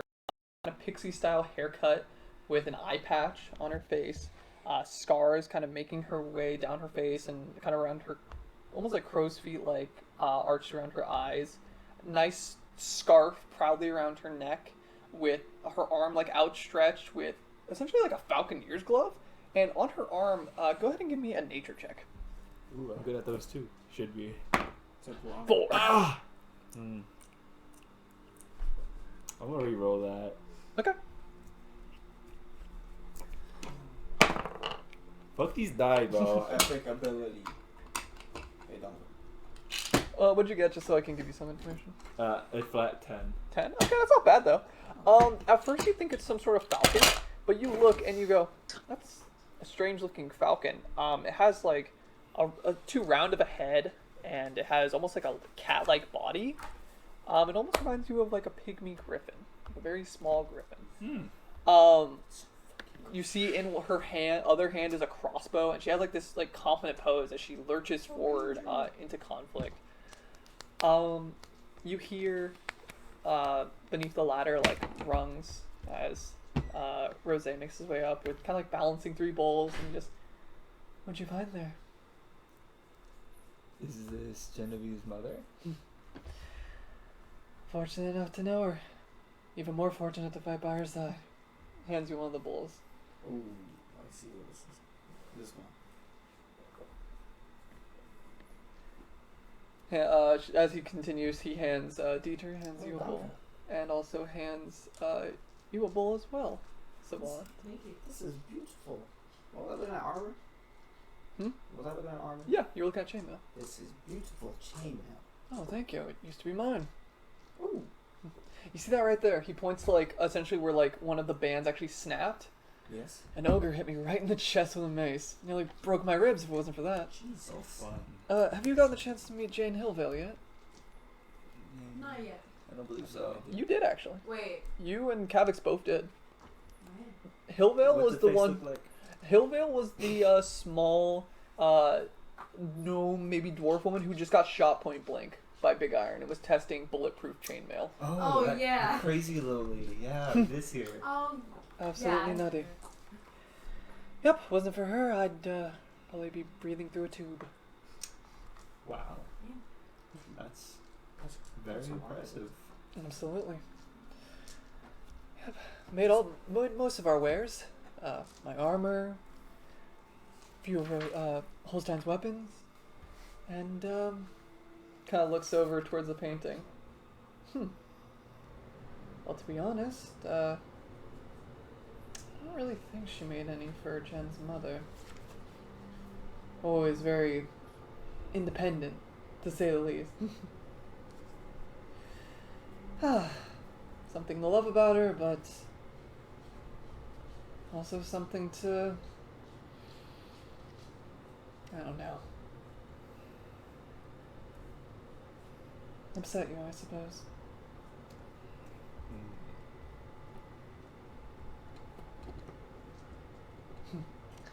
But enough lingering on the past, I suppose. That's all I do. That's all I do. Why is that? Would you find it hard to believe that I am over 100 years old? You don't look a day after 50. Damn, 50? This is in character. Savant's fucking dying. Okay, Savant, calm down. I really look 50? Oh, it's a close, to be fair. These aren't mine. I look, I have better styles than this. No. I am from, well, last I remember, it was 348 PC. I find that a bit hard to believe. So do I, and I'm helping him, trying to help him get back home. And What? where is his home? Oberhaven. Far east. Overhaven. I awoke in mid. Cinderwood. Whatever. Why does everyone keep saying that? It's what it's called, after all. I Kind of obvious if you look at it. Shut up. I like Misty way better. I remember when it was Misty, not on fire. What happened with that? Well, It's okay. I actually know what's happened. It's pretty obvious. That's fine, fine. though. Sleeping in Mistwood before it became Cinderwood. unfortunately, They're probably not. kind of, actually. During the second war that you fought in, you got to see, like, moments before the volcano spread. So right when Xanthus Mox erupted, so you got to see, like, Mistwood, So and you then saw it just... Pompeii. You essentially watched Pompeii, At is least, the best you way. did, at least you weren't there to watch it transform. No, I just showed up. You parted the red molten sea with your halberd, like, and just... Let's go, big dogs. That's it. Big dogs. But yeah, Fire root on. Take a quick dip. I've been gone for over 80 years. I want to go home to my family, if they're still alive. That is very sweet. Shows you care, no matter how much time passes. Sure. As he says this, his eyes don't break away from the painting.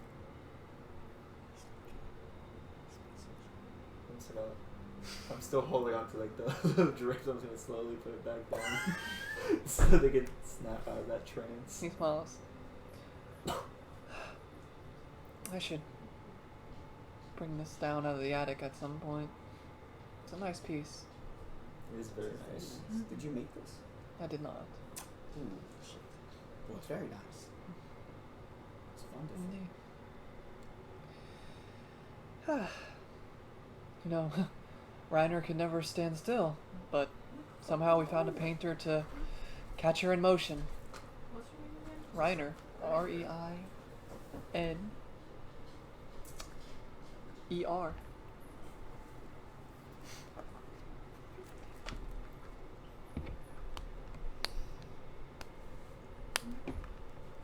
Oh, one moment, I'm getting a phone call. You get emotional. You all get emotional. This other break is brought to you by goddamn Pringles. Eat Pringles. Consume I'm trying to be product. sponsored by Pringles. Consume product. Please, eat. Look at the stats. haven't, but I emailed Look at Look how funny this is. Look how hilarious this Pringles. mustache is. Okay. They took the color out of his eyes. They killed Mr. Pringle. The glow in his eyes, they're gone. Taken away. I have bad news. Oh no.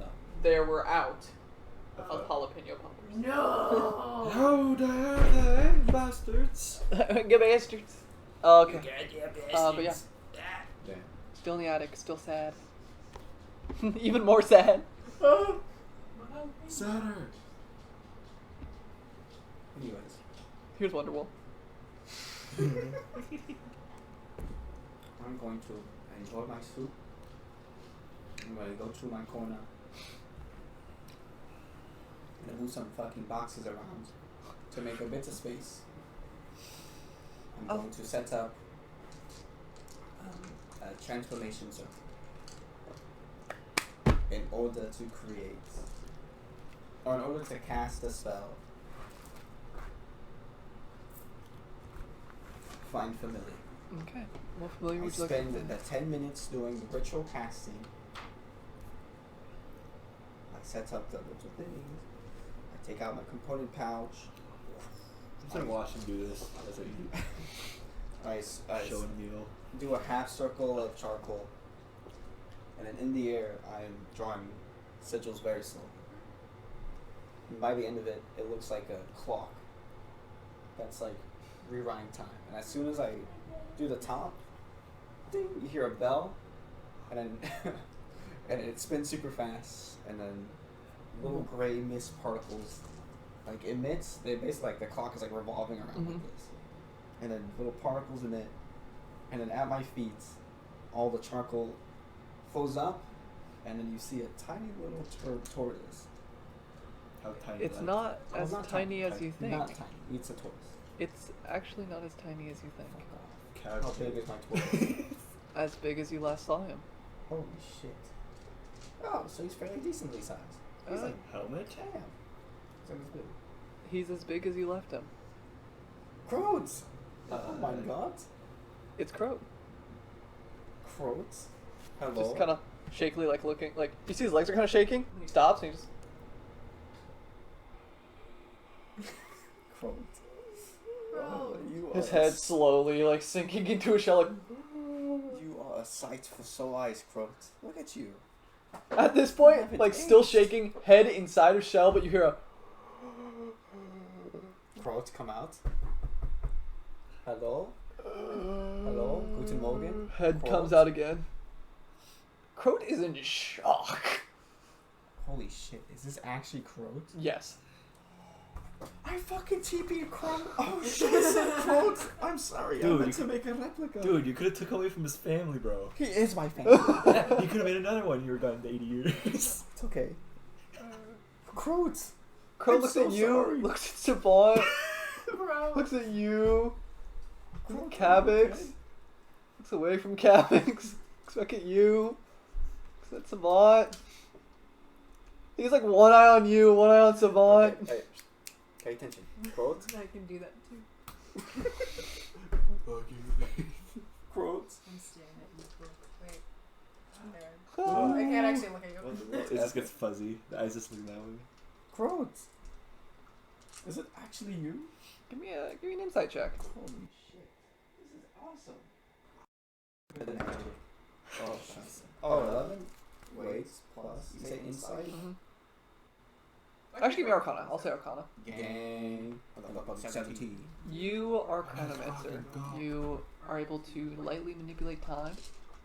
You are able to restore things to how they once were, be it a tattered cloth tortoise or maybe a broken toy.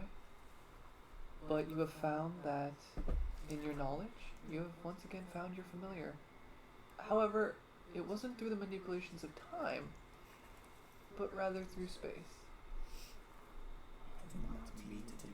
The 80 years that have passed for you, or haven't passed for you, have passed for this very tortoise.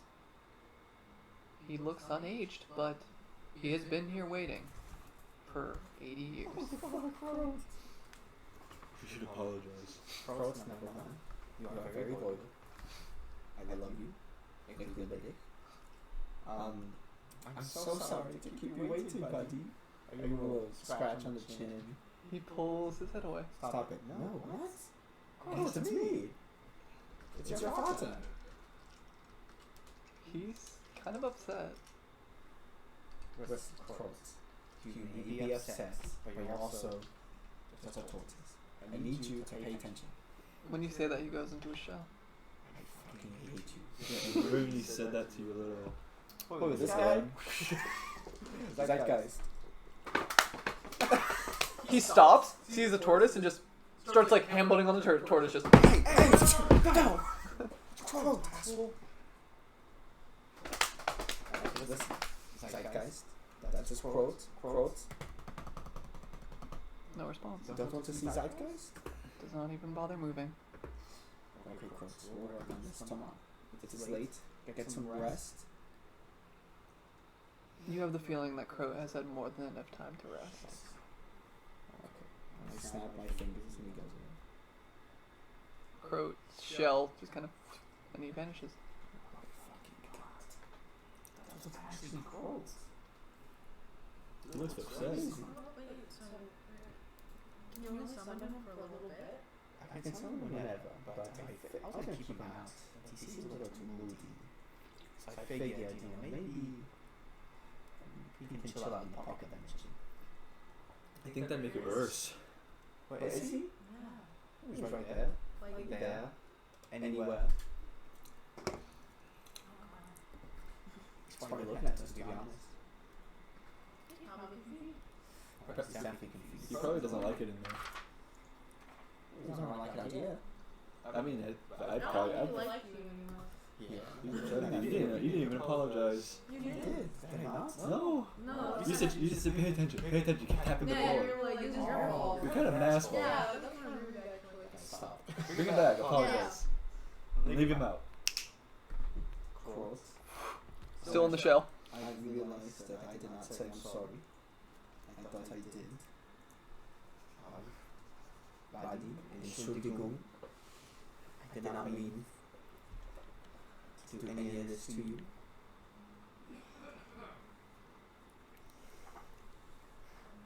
I thought I lost you. Give me a persuasion check.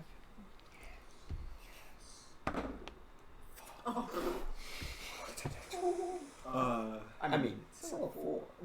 it's still not right. Crow does not respond, and instead, for a moment, as you kind of like look away, you hear movement, and you look back, and you just see like eyes staring right at you. Zeitgeist just right on Crow. I dismiss him. Fucking asshole. Quote. Listen to me, buddy. Do you want to stay out here, or do you want to go back?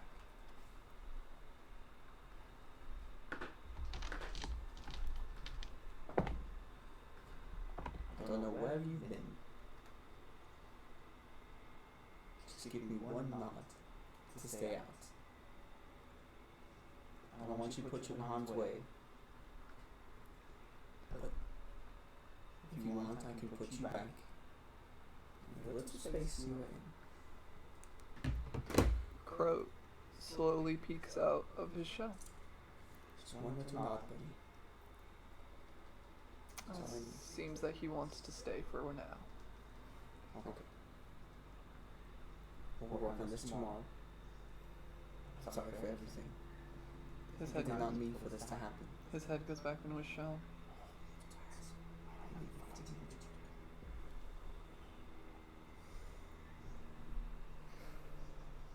Okay. Why is everyone looking at me? Yeah, but he's my totem, so... Dude, you're still kind of being an asshole. Listen, we were stoned for like 10 hours. Don't talk to me. Yeah, and you were gone for 80 years of his life. Shut the fuck up. Oh, Okay, you're right. oh my fucking god! Someone's gonna walk up to you and just be like, no. Holy shit, I didn't know you had fire rune. Good god. Hey, the tortoise is upset, okay? Oh my god, the fire rune! Holy I shit! feel more bad for the tortoise at the I moment. didn't want this, okay? I know, but you keep being an asshole. You hear Rose kind of slowly make his way up, almost like he heard almost the entire conversation, holding blankets and pillows. Brought some blankets. Thank you. Kind of sets them down. Holstein will probably be up for a while, but I'm gonna get some rest. Good night, you all. Rest well. Of course. Just leave your bowls, either here or on the counter, whatever's convenient. Oh. Bowls. And with that, closes the door. Got some privacy. Nice little attic. Holy shit. How are we doing this? What the fuck is going Oh no, you summoned a turtle. That's my turtle. That's my tortoise, actually. It's a turtle. The common and Texan kind of means the same thing, to be honest. So I confuse them all the time. But you should be tortoise. It doesn't matter, actually. I don't care. You care, I don't know, to be honest. What would you guys like to do during this lull? Alright, mister, I only need to sleep for an hour. What? No, you don't even need, well, an hour to get your stuff back, but that's funny. What would you guys like to do during your long rest? Preferably sleep. Okay, mister, I was in stone for 10 hours. Hey bro, sleep is important. Alright. I want to chill out, look at Croak for a bit. Don't wanna fuck up that sleep And then schedule, say, man. I want to rest. Okay. You set your head down to sleep. Kavix, you do the same. Samal, you get to pick whenever you want your hour to be, so whatever you're doing with the other 7. Shit. You're gonna shit for 7 hours, okay. Alright. That's a wicked shit, damn. I will. Some these enchiladas! I will sleep for the first hour and then, oh god. Okay, we can do like first hour and then we'll come back. You know what? What do you want to do? Actually, I shouldn't leave. Pretend to sleep for the next 7. I'm gonna fight with my inner demons for 7 hours. Nice! Okay, sounds good. I will, so like meditatively fight demons. Got it. Okay, sounds good. Sounds healthy. Okay. So, you all begin to settle in for resting or fighting demons. Do you want to leave the lights on? Do you want to leave the? Do you want to prop up your halberd? Like keep it up? Do you guys want to have no lights? I'll probably just like, well, I can't turn off the light. Yeah, I will prop it up regardless. I'll dim it. You dim it. I cast prestidigitation. I turn off the flame. Like Okay. I turned it off. And you are now. I'm You are now restful. When Savant said I'm fighting my demons, he just meant I'm gonna beat the shit out of Dietrich. I'm fighting my deers. And so, with that, you begin to enter rest as faint moonlight enters through the window. As the Vane. moon, or as the sun comes up, he's just like sitting there and he's just like awake. Oh, the sun is far from up, dear Savant. Vane, you have the keys in your possession. You have a gate in front of you. And you have a sheriff somewhere in this station. You're not alone, however. But you are very injured. And you have one goal. What would you like to do? Can I attempt to, I guess, peer into the other room as best as I can without opening the door?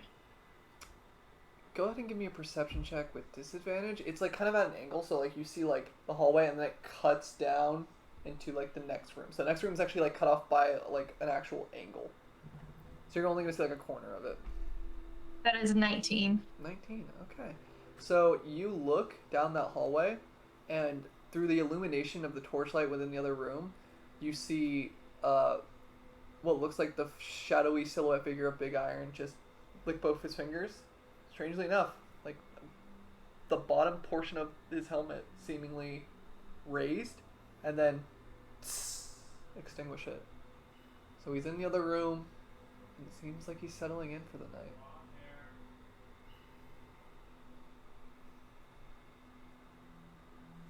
From where I'm at, can I see what's his desk from there? Yes, it's right in front of you.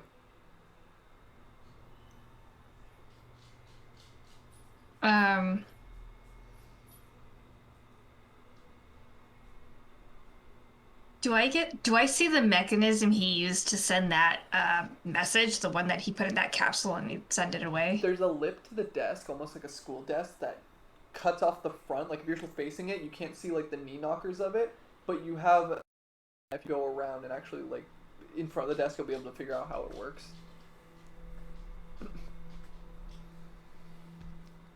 Alright, it's time to get out of here. All right. Let's quietly, stealthily open the door. Alright, go ahead and give me a stealth check. What was it? Natural 20. Alright, with ease, you open the lock, kind of swings open, but you watch as the similar vine that sprouted from your shoulder catches it and slowly begins to like ease it to a point where it won't squeak. You walk out and the vine closes it behind you and you just very gentle tap. Okay. Anyway. Vane, with the door now shut behind you, you begin to make your way Wait, clap. kind of towards the desk. What would you like to do? You said you want to inspect the front of it? Or like the behind it? I want to do a quick inspection of it. I'm not gonna make you roll because you're actually familiar with this. It's a small like vault, like valve, to which you enter a small tube with parchment in it to essentially send one piece of parchment or mail to another location. It's instantaneous mail travel. Various like valves and gears upon the side that just shoots it off to its anticipated destination. You assume that he used it to contact Strife Watch.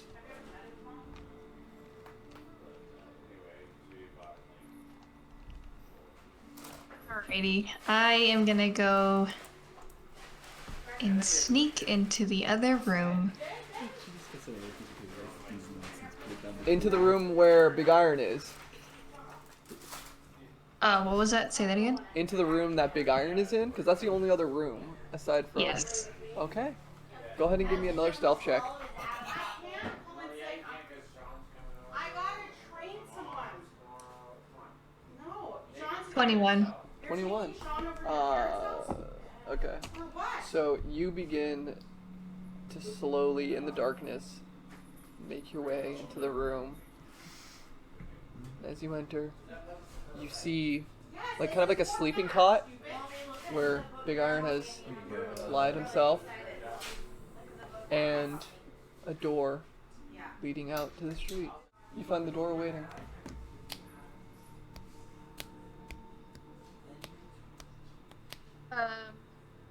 I am going to sneak up on the sheriff if he is laying down or sleeping. Okay.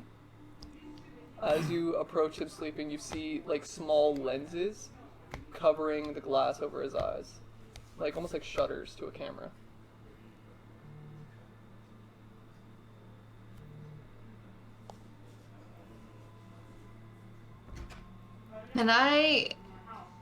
Can I call upon the mistress inside my head? Yeah. What would you like to say? I believe that we're going to need your...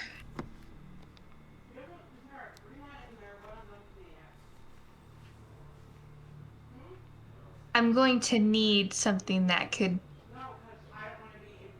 choke him. Choke him.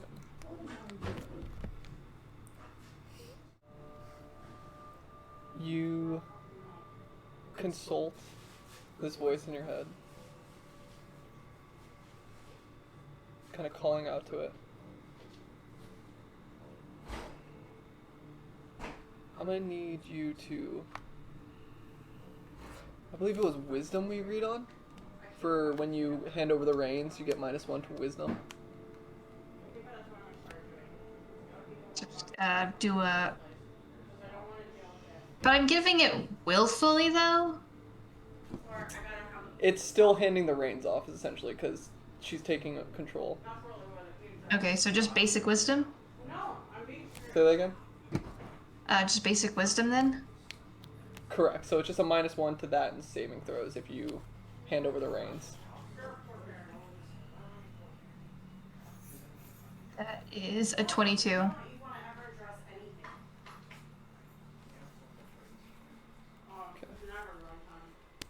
Let me see what I got on the stat block.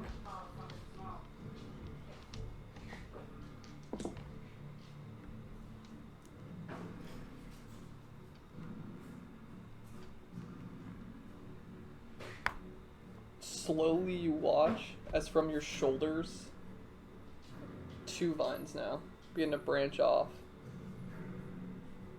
filling the nostrils off one of the vines and the mouth with another. You watch as the sheriff struggles for a moment, but then is unconscious. With Big Iron now asphyxiated, unconscious, non-lethal, what would you like to do? Now that he is unconscious, is he does he have his weapon still strapped to him, like holstered or whatever? He does not. Good. I am going to go get his big iron. Give me an investigation check. That's his whole Yee. personality. His name is Big Al. That's his livelihood. That is him. That's a 15. 15. You kind of scour the room for a bit, opening drawers, kind of like sorting through various like heaps of piles of clothes on the floor, and behind his bedstand, like kind of like his cot essentially, behind it is a lockbox. You kind of kneel down to look at it, but rather than using a key, there's a spin dial. It's a combination code. Correct. Alrighty. Guess I'm not taking that then. Too much time in one place. Now that he's unconscious, how long do you think he'll be unconscious for? Give me a medicine check. 3, 2, 22. 1, run. You evaluate him for a moment, and you believe that given his organic anatomy, but mixed with this more mechanical engineering, he's not going to be out for too long.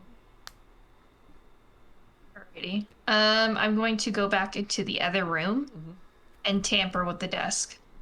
How so? I want to be able to destroy it enough to that you cannot send messages. However, it doesn't look tampered with.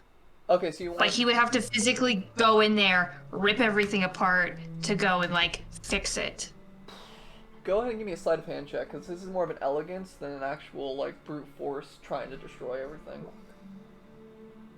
That is a 19. 19. You managed to put pressure in between the actual, like, entrance valve and, like, the mouth of it, so that way anything that will go through it will actually get clogged up later down the pipe. Big pog. And then, would I be able to, like, seal it back up? Like, Yeah, you could just, like, close it, essentially. So it looks like it was remained intact. In your head you hear, way to cover your tracks. You won't be out for long, though. Come. There's a more elusive target for us. let's go find our man. And I'm going to stealthily exit the building. Got you. You exit the building with ease. You begin to make your way through the dimly lit streets, essentially shifting through the shadows as you make your way. And as you walk, it feels more like something's moving your legs rather than you have control of your own movement, almost as though something is guiding you. In your head you hear, "Now I want to make one thing clear. We're not to harm this savant. I wish to examine him. He seems quite powerful, but seemingly contained. He's a promising candidate. Plenty of potential. But I believe he lacks the right incentive. He's also level 1, Lamau. Ha, noob.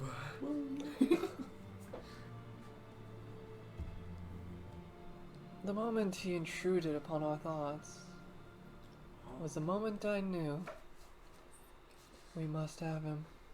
That shit is mine. You Promiscuous. notice a small farmhouse nestled kind of on the outskirts of Okinsville. Fine plot of land with resting horses, sleeping dogs. And you watch as strange blue, purple, and orange light go out. First, the fading of blue and orange, or blue and purple, and then orange. Wait a few moments. Then, the window.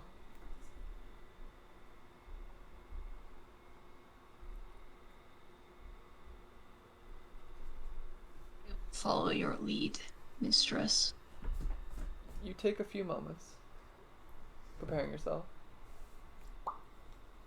You wait for the building to grow more restful.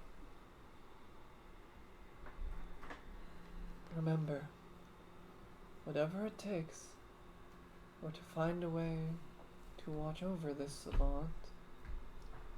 Doesn't mean you have to protect him, doesn't mean you have to guard him, no. Study.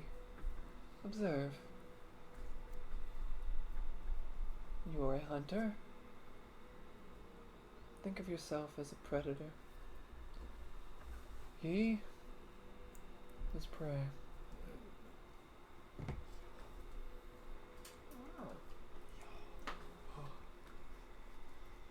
Oh, you have a stalker. Now go. Let the hunt begin. Geeking out.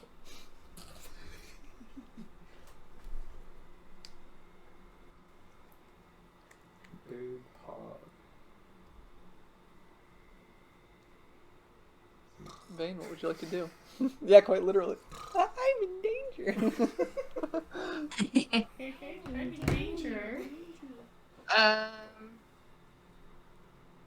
I did forget something when we were at the sheriff's office.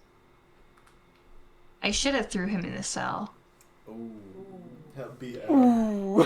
Everyone, ooh. Ah. Next time.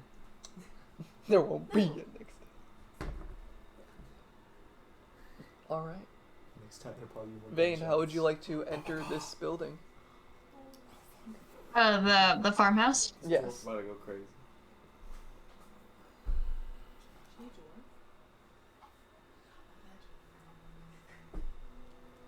How far is that upper window to the attic of where, like, the lights came from? About 2 stories. 1.5 maybe. Give or take.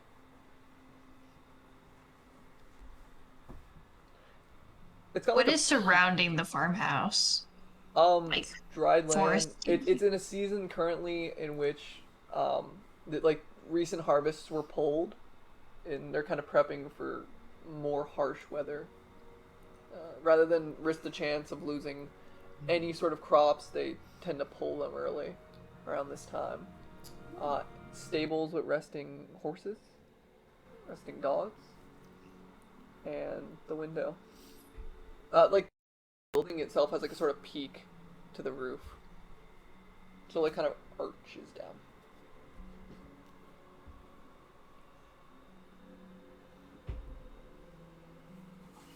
Spooky.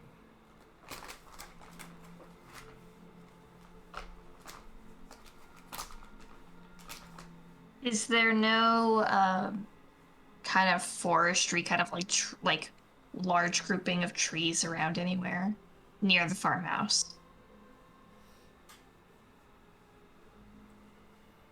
Very thin. I remember that she had a dog, so Yeah. I know that I'm not going to go on the premises because the dog will alert them. Yes. Big boy. Very thin, kind of bare and exposed trees, spread out again, kind of naturally adjusting to the oncoming sets of the harsher seasons. It's a Pretty exposed area, to be honest.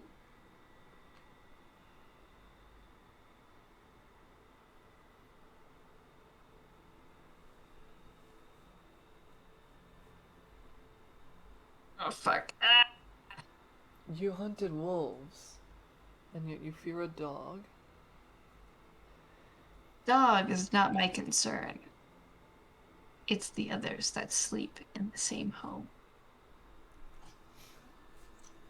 I know the farm girl lives here. I know she owns a dog.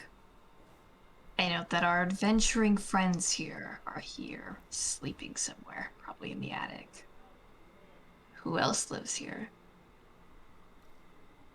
I know. A farmhand can't own a building herself like this, unless she's well established, seeing that the village is properly maintained, of course.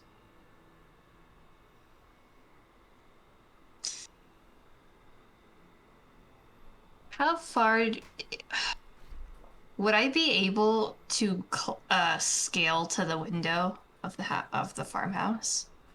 You can certainly try. Okay.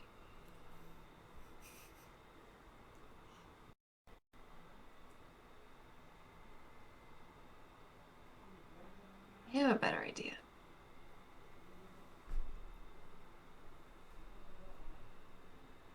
I'm going to take a rock and throw it at the window. Holy shit. Vandalism. I'm not attempting to break the window with the rock. I'm attempting to just tap it with the rock. Okay, go ahead and give me another sleight of hand check.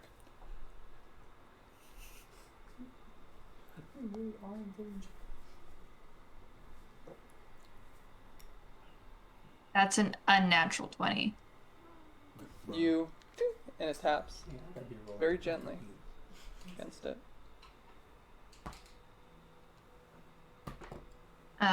Do I see movement, like shadows near the window? You do not.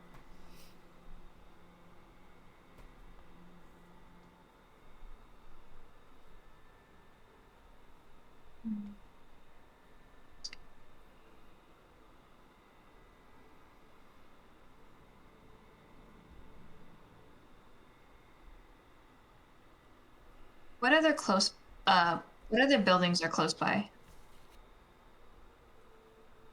Nearby you see kind of like a shop setup. Like various, what looks to be like armor and weapons, and a couple more like similar farm flats. Not necessarily stores, but like those are the buildings you see.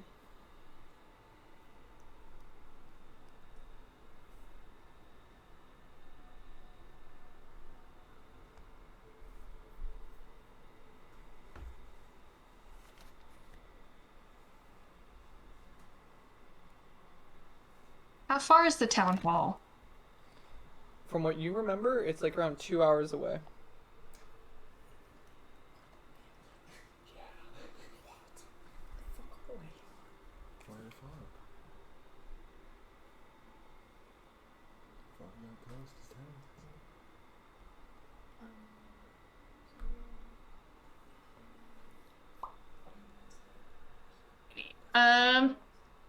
I will attempt to scale the farmhouse. Okay. Give me an athletics check with advantage.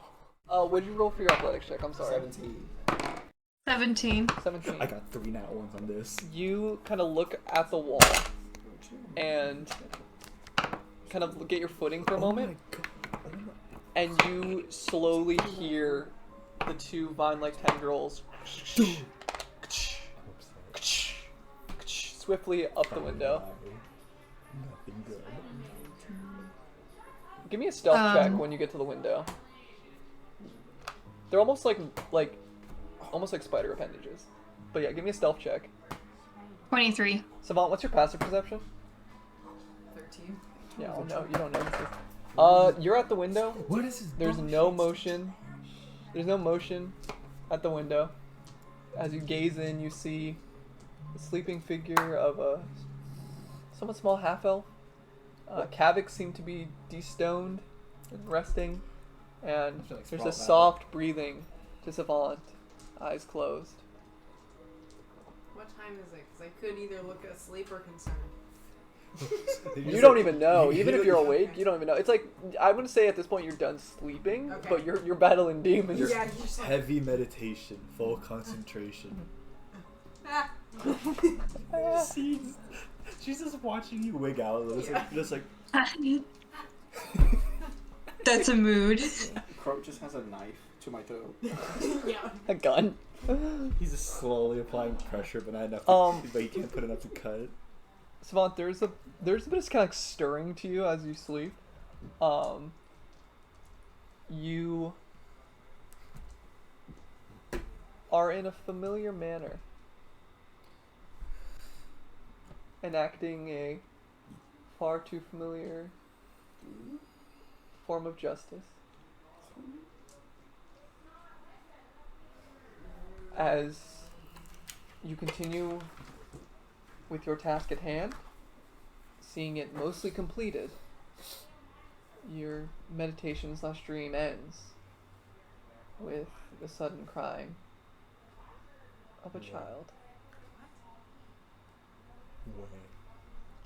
You wake up and find no child crying. You're watching Savant suddenly lurch up from the window. Vane, you're watching from the window as Savant suddenly lurches up. Savant, you're too kind of like focused on your dream and your kind of overall meditations. But Vane, you have a good look at this individual.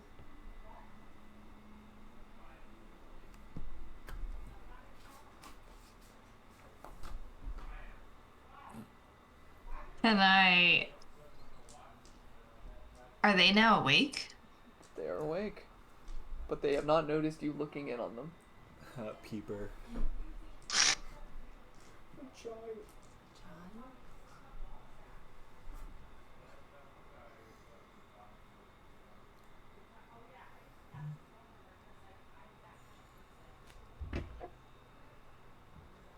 I see that they're awake, and I'm going to just sling myself on top of the roof. Go ahead and give me an acrobatics check. Yes. For the record, Yeah. climbing is athletics. Like, flips and shit are Flips and shit are acrobatics, yeah. Does a 25 work? Nope. Absolutely. You, like, spin, You fail. and you feel like Yeah. one of the vines just grapple you up to the roof. What the fuck? Built-in grapple hook. Parkour. And I am going to take rest on top of this roof. I'm going to try and get comfortable and lay down, Okay. trying to make myself appear to be a part of this roof. Alright, you lay back, and as you do, like, you feel yourself kind of sway a little bit, just a little uneven, but immediately the vines just snap into place on the roof. What the hell?